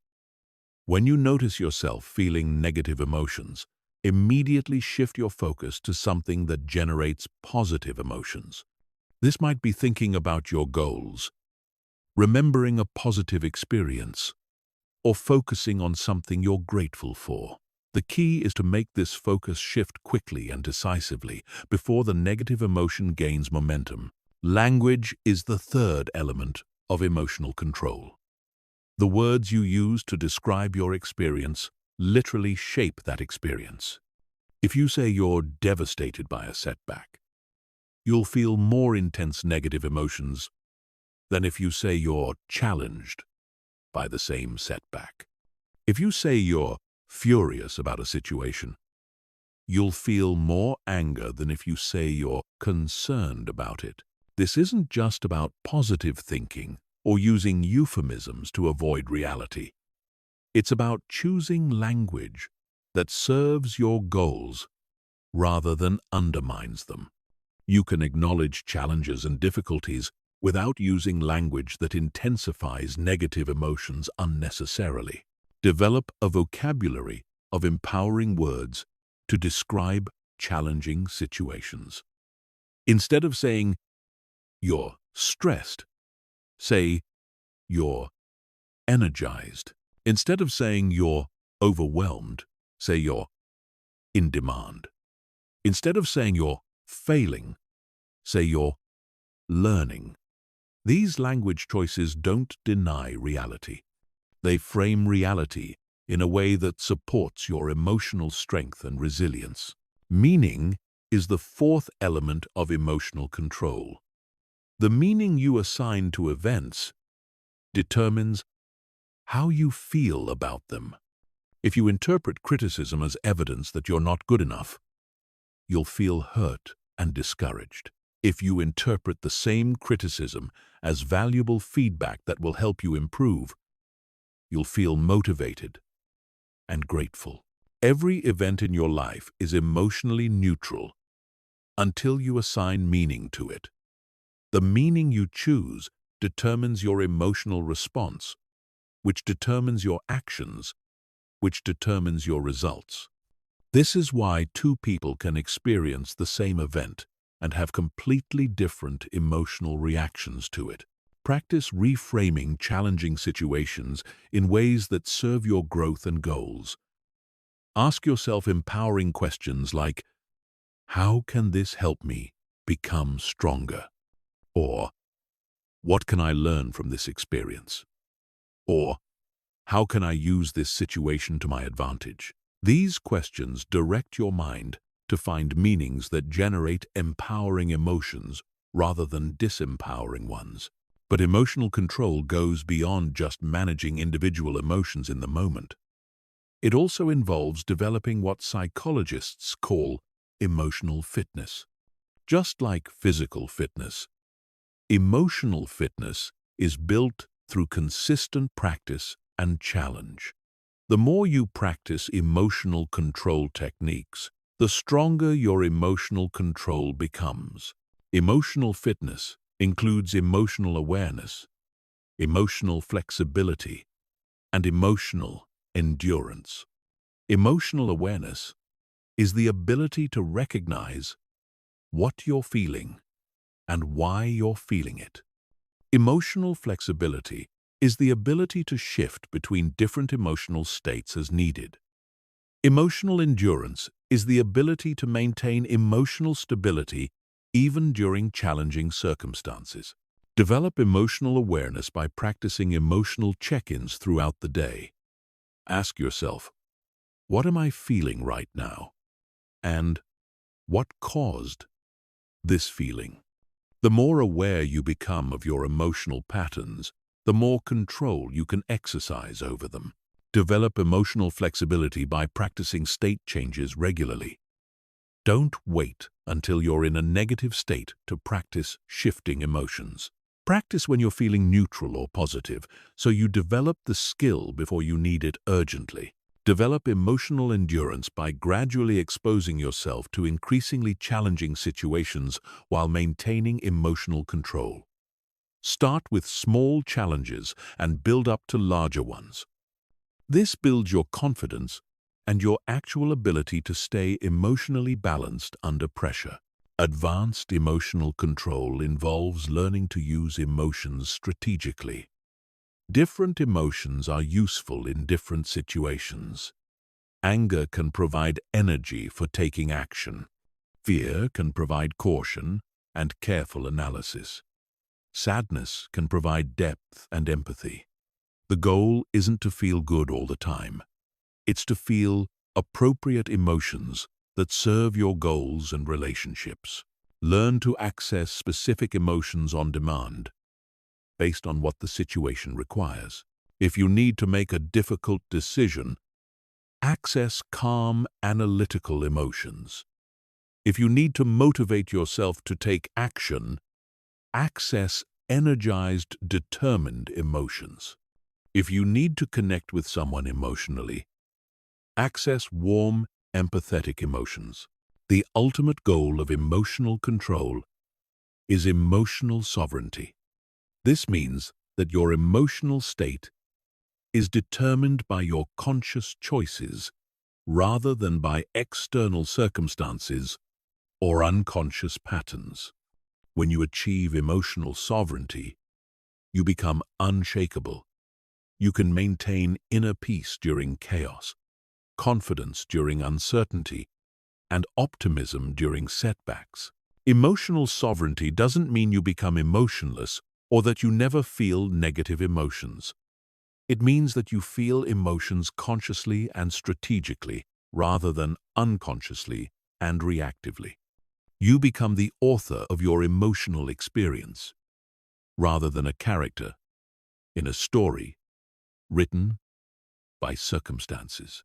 This level of emotional control takes time and practice to develop, but it's absolutely achievable for anyone willing to commit to the process. When you master emotional control, you master one of the most important aspects of mental reprogramming. Because when you can control how you feel, you can control how you think. And when you can control how you think, you can control your entire life experience. Chapter 13. Building unshakable confidence that nothing can destroy. Confidence is not a personality trait that you either have or don't have. It's not something you're born with or without. Confidence is a skill that can be developed systematically through specific mental and behavioral practices. Most people wait to feel confident before they take action, but this approach guarantees that confidence will never develop.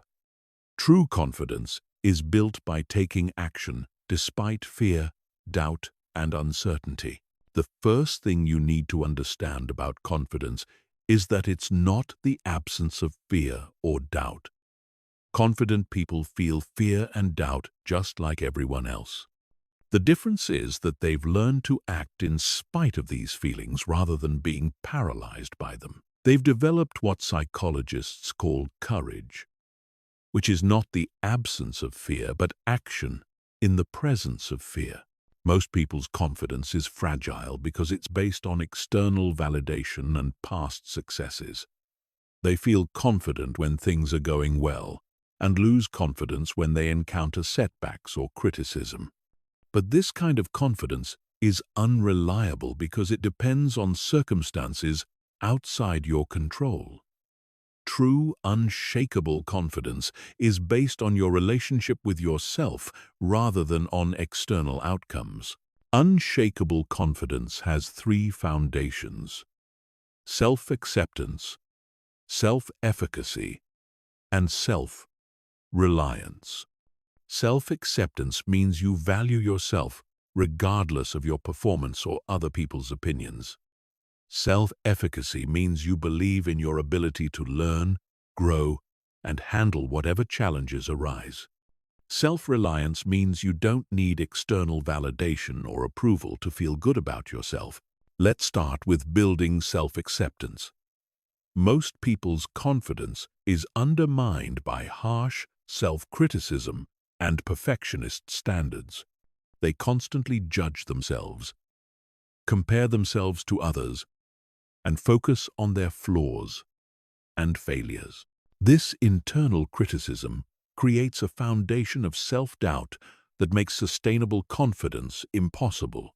Self-acceptance doesn't mean you think you're perfect or that you don't want to improve. It means you recognize your inherent worth as a human being regardless of your current level of skill, success, or social approval.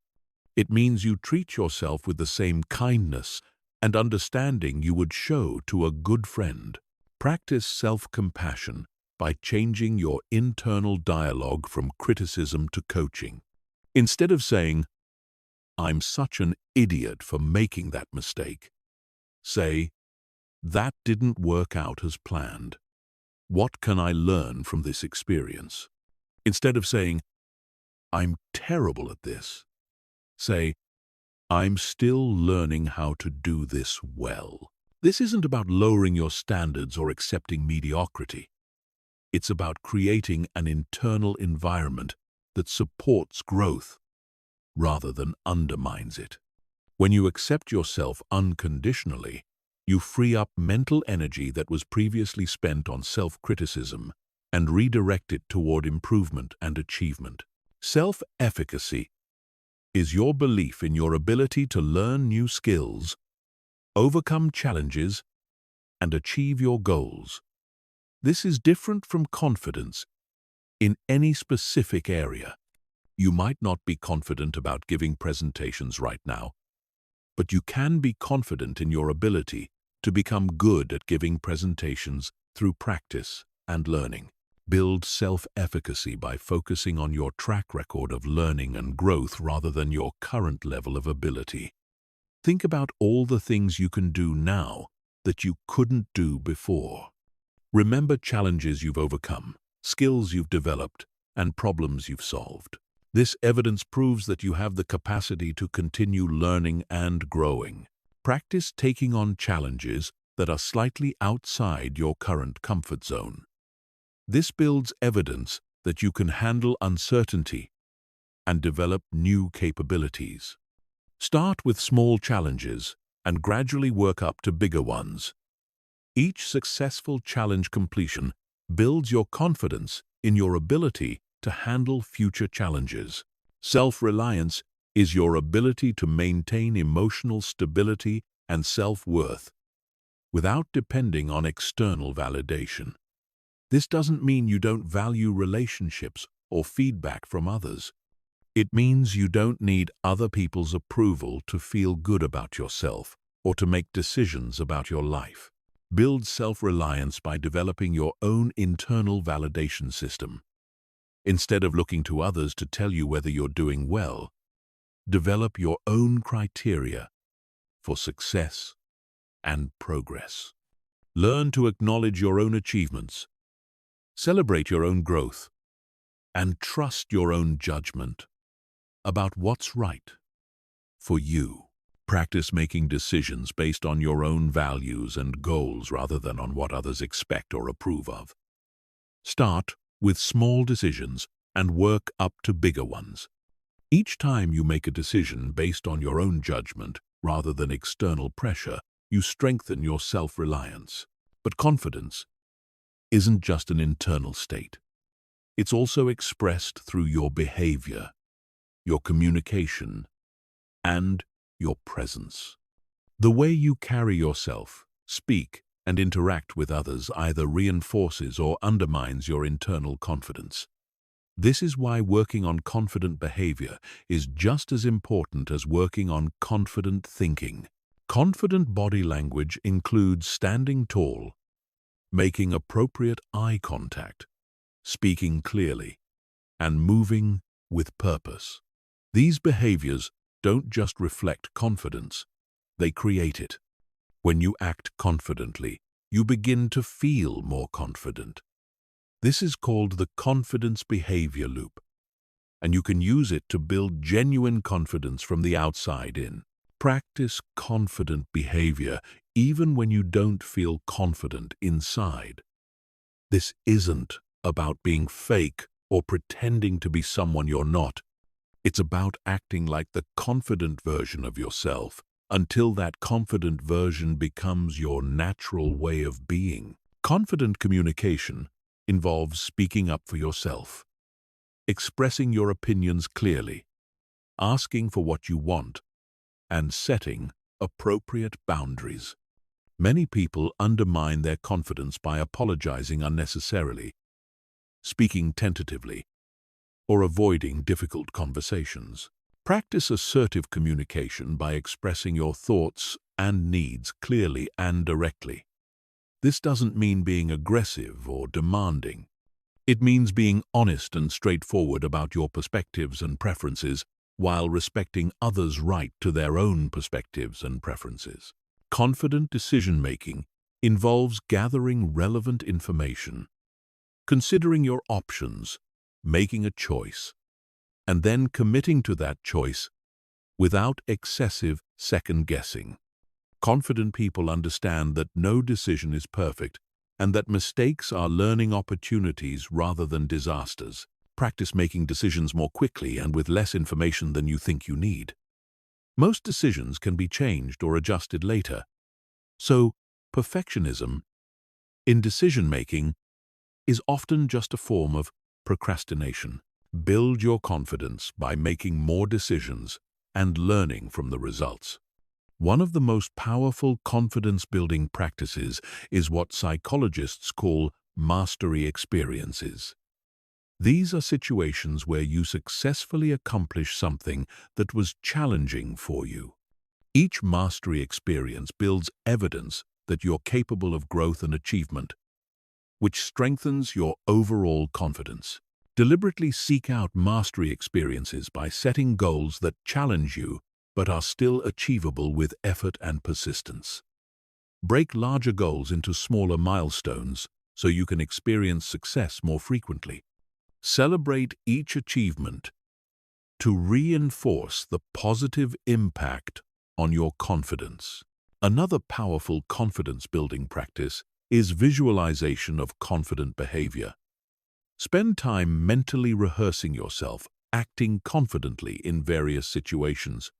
See yourself speaking up in meetings, starting conversations with strangers, taking on challenging projects, and handling criticism gracefully. Make these visualizations as detailed and realistic as possible. Feel the emotions of confidence. See yourself acting with poise and purpose, and hear yourself speaking with clarity and conviction. This mental rehearsal prepares your mind for confident behavior in real situations. The ultimate goal is to develop what psychologists call core confidence. This is confidence that comes from who you are rather than from what you do. It's the unshakable belief that you can handle whatever life presents and that you're worthy of respect, love, and success, regardless of external circumstances. Core confidence takes time to develop, but it's worth the effort because it can't be taken away by setbacks, criticism, or failures.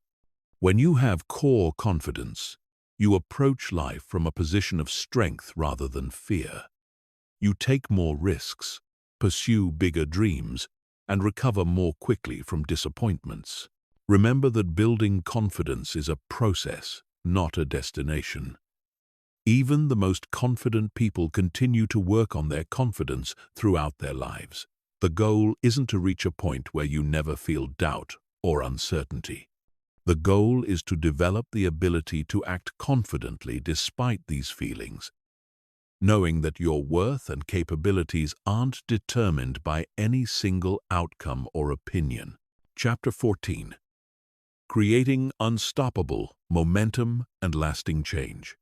Momentum is the hidden force that separates people who achieve lasting transformation from people who make temporary changes and then revert to their old patterns. Momentum isn't just about motivation or enthusiasm. It's about creating systematic progress that builds on itself and becomes increasingly difficult to stop. Most people approach change in a way that prevents momentum from developing. They set huge goals that require massive changes, try to transform everything at once, and expect linear progress without setbacks. When they inevitably encounter obstacles or plateaus, they lose motivation and abandon their efforts. This stop-start pattern prevents momentum from ever building. True momentum is created through the compound effect of small, consistent actions that align with your long-term vision. It's about making progress every single day, even when that progress feels insignificant. It's about understanding that transformation happens gradually through accumulation rather than suddenly through dramatic breakthroughs. The first principle of momentum creation is the power of micro-actions. These are small behaviors that move you toward your goals, but are so easy to complete that resistance is minimal. Micro-actions are important not because of their immediate impact, but because of their cumulative effect and their role in building identity and confidence. If you want to become someone who exercises regularly, your micro-action might be doing 5 push-ups every morning. If you want to become someone who reads more, your micro-action might be reading 1 page every night. If you want to become someone who meditates, your micro-action might be taking 3 conscious breaths every day. These actions seem almost trivial, but they serve several crucial functions. They create daily contact with your desired identity. They build neural pathways associated with your new behaviors. They generate small wins that boost confidence and motivation. And they establish a foundation that can be gradually expanded over time. The key to effective micro-actions is making them so small that you can't reasonably make excuses for not doing them. You want to eliminate the possibility of failure due to time constraints, energy limitations, or motivation fluctuations. When success is virtually guaranteed, you build a track record of consistency that creates positive momentum. Once you've established consistency with micro-actions, you can gradually expand them through a process called progressive overload. This concept comes from strength training, where you gradually increase the weight, repetitions, or intensity of exercises to continue making progress. The same principle applies to any behavior you want to develop. Your 5 daily push-ups might become 10 push-ups, then 15, then a full workout routine. Your 1 page of daily reading might become a chapter, then multiple chapters, then entire books. Your 3 conscious breaths might become 5 minutes of meditation, then 20 minutes, then a comprehensive mindfulness practice. The key to progressive overload is patience and consistency. Increase the challenge only when the current level feels easy and automatic. This prevents overwhelm while ensuring continuous growth. The goal is to stay in what psychologists call the optimal challenge zone, where the task is difficult enough to promote growth, but not so difficult that it causes stress or failure. The second principle of momentum creation is systematic progress tracking. You need concrete evidence that you're moving forward, especially during periods when progress feels slow or invisible. What gets measured gets managed, and what gets managed tends to improve over time. Develop simple but comprehensive tracking systems for your key behaviors and outcomes. This might include daily habit trackers, weekly progress reviews, monthly goal assessments, and quarterly transformation evaluations. The specific metrics you track will depend on your goals, but the important thing is to have objective data about your progress. Track both leading indicators and lagging indicators. Leading indicators are the behaviors and activities that drive results. Lagging indicators are the actual results you want to achieve. For example, if your goal is to lose weight, exercising and eating healthy are leading indicators, while your actual weight is a lagging indicator. Focus most of your attention on leading indicators because these are within your direct control.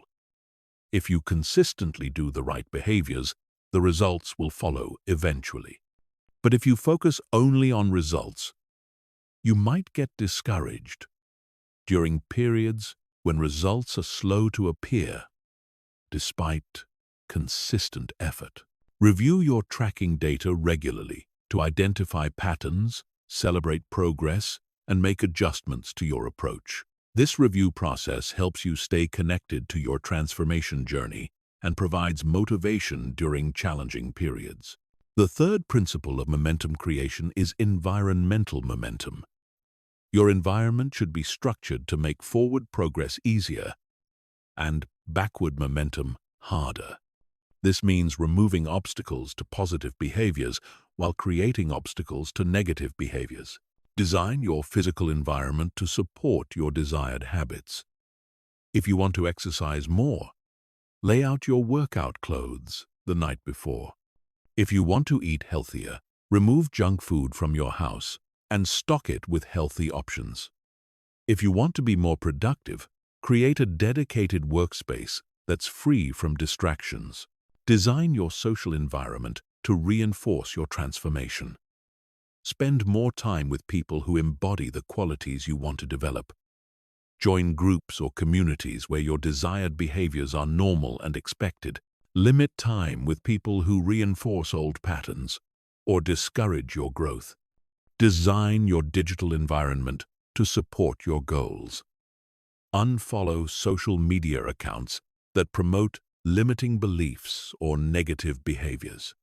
Subscribe to content that reinforces your desired identity and provides practical strategies for growth. Use apps and tools that make positive behaviors easier and negative behaviors harder. The fourth principle of momentum creation is identity momentum. As you consistently perform new behaviors, you begin to see yourself differently. This identity shift creates momentum because you start acting in ways that are consistent with your new self-image. Actively cultivate your new identity through visualization, affirmations, and behavioral consistency. Don't wait until you've achieved your goals to start identifying with your desired identity. Begin seeing yourself as the person you want to become and acting from that identity immediately. Use identity-based language when you talk to yourself and others. Instead of saying, "I'm trying to eat healthy," say, "I'm a healthy person." Instead of saying, "I'm working on being more confident," say, "I'm a confident person." This language shift reinforces your new identity and makes identity consistent behaviors feel more natural. Celebrate identity wins, not just outcome wins. When you choose a healthy meal, Celebrate the fact that you're acting like a healthy person. When you speak up in a meeting, celebrate the fact that you're acting like a confident person. These identity celebrations reinforce your new self-image and create momentum toward continued growth. The fifth principle of momentum creation is compound momentum. This occurs when multiple positive changes start reinforcing each other, creating accelerating progress across all areas of your life. For example, improving your health might give you more energy for work, which leads to better performance, and increased confidence, which motivates you to take care of your health even more. Look for opportunities to create positive feedback loops between different areas of improvement. Choose goals and behaviors that support each other rather than competing for your time and energy. This integrated approach creates synergistic momentum that's more powerful than the sum of its parts. Be patient with the momentum-building process. Momentum takes time to develop, but once it's established, it becomes increasingly powerful and self-sustaining. The first few weeks or months of any transformation process are the most difficult because you're working against inertia and old patterns. But as momentum builds, change becomes easier and more automatic. Remember that momentum can work in either direction. Just as positive momentum makes continued progress easier, negative momentum makes continued decline easier. This is why it's crucial to guard your momentum carefully and to get back on track quickly when you experience setbacks. The most successful people understand that transformation is not about perfection but about momentum. They focus on consistent forward progress rather than flawless execution. They understand that small actions compound over time to create massive results, and they protect their momentum as one of their most valuable assets. When you master the principles of momentum creation, you stop relying on motivation and willpower to drive your transformation. Instead, you create systems and environments that naturally pull you toward your desired outcomes. You become someone who doesn't just achieve goals, but who continuously grows and evolves throughout their life. Chapter 15. Taking complete control of your destiny. You have reached the final chapter of this journey. But this is not an ending. This is the beginning of a completely new way of living. Everything you've learned up to this point has been preparing you for this moment when you make the decision to take complete control of your mind and, through it, your entire destiny. Most people live their entire lives as passengers in their own existence. They let circumstances dictate their emotions. They let other people's opinions determine their self-worth. They let past experiences define their future possibilities. They let unconscious programming control their thoughts, decisions, and actions. But you now understand that none of this is necessary. You have learned that your mind is not your master but your servant. You have discovered that your thoughts are not facts but choices. You have realized that your identity is not fixed but fluid. You have understood that your emotions are not happening to you but being created by you. And most importantly, you have seen that your future is not predetermined by your past, but is being created by your present choices.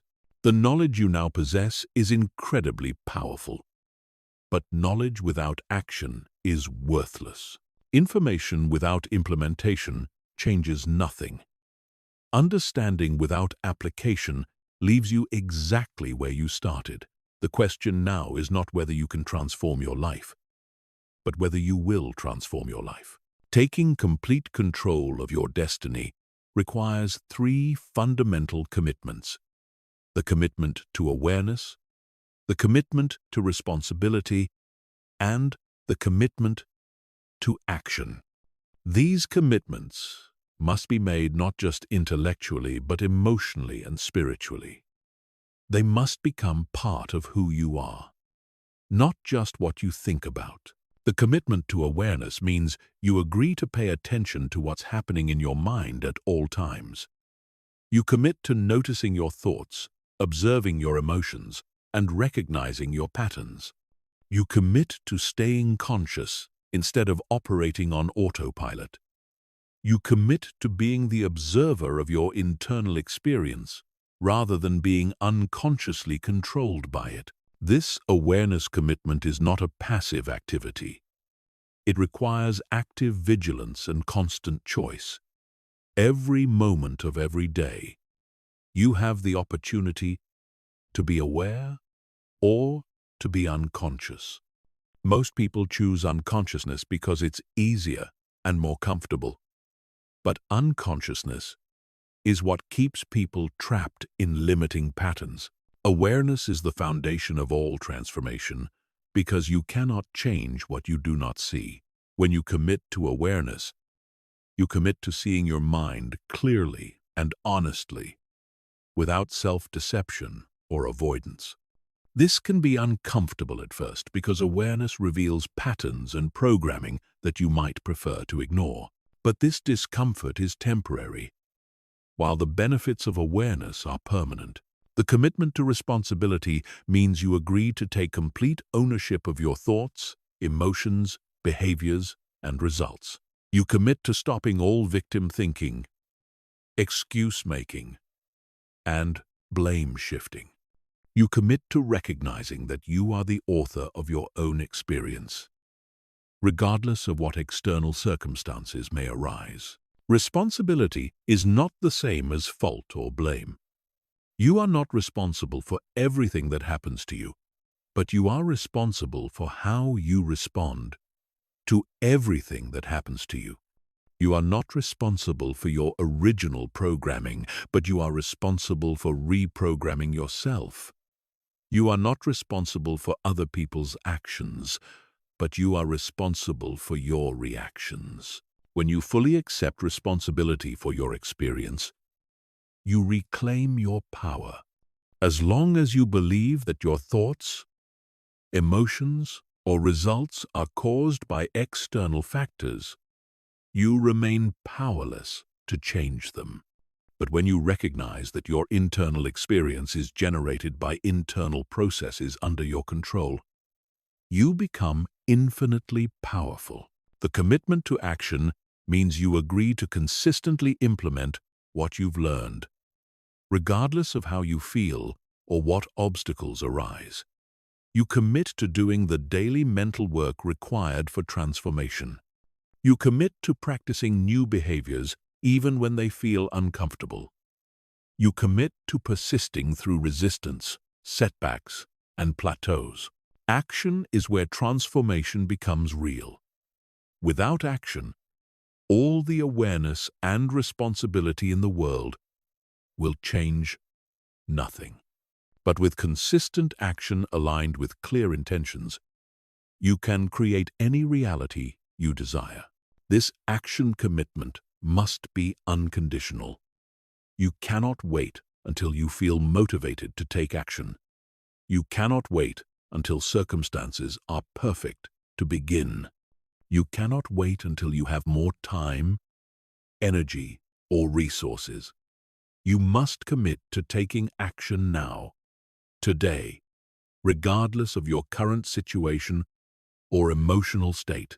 But taking control of your destiny is not just about personal transformation. It's about becoming the kind of person who contributes to the transformation of others and the world around you. When you master your own mind, you become a force for positive change in every environment you enter. People will notice the change in you long before you tell them what you've been doing. They will sense your increased confidence, your emotional stability, your clarity of purpose, and your unshakable self-possession. Some will be inspired and ask you to share what you've learned. Others will be threatened and try to pull you back down to their level. Your job is to maintain your growth, regardless of either response. As you continue to evolve, you will naturally become a leader and an example for others who are ready to transform their own lives. You will discover that one of the most fulfilling aspects of personal transformation is helping others achieve their own breakthroughs. This is how positive change spreads throughout families, communities, and societies. But remember that you cannot give what you do not have. You cannot help others master their minds if you have not mastered your own. You cannot inspire others to take responsibility if you are still making excuses. You cannot teach others to overcome their programming if you are still controlled by yours. This is why your own transformation must always come first. It's not selfish to focus on your own growth. It's necessary. The more you develop yourself, the more you have to offer others. The more you master your own mind, the more effectively you can help others master theirs. The principles and techniques you have learned are not just theories or concepts. They are practical tools that work when applied consistently and correctly. Thousands of people have used these exact methods to transform their lives completely. The only question is whether you will join their ranks. Your old life, your old patterns, your old limitations are all waiting for you to return to them. They will welcome you back without judgment or consequences. You can close this audiobook, go back to your normal routine, and pretend that nothing has changed. Most people choose this path because it requires no effort and involves no risk. But you also have another choice. You can decide that your old life is no longer acceptable. You can decide that your old patterns no longer serve you. You can decide that your old limitations no longer define you. You can choose to implement what you've learned and create a life that matches your deepest aspirations and highest potential. This choice must be made not once but repeatedly.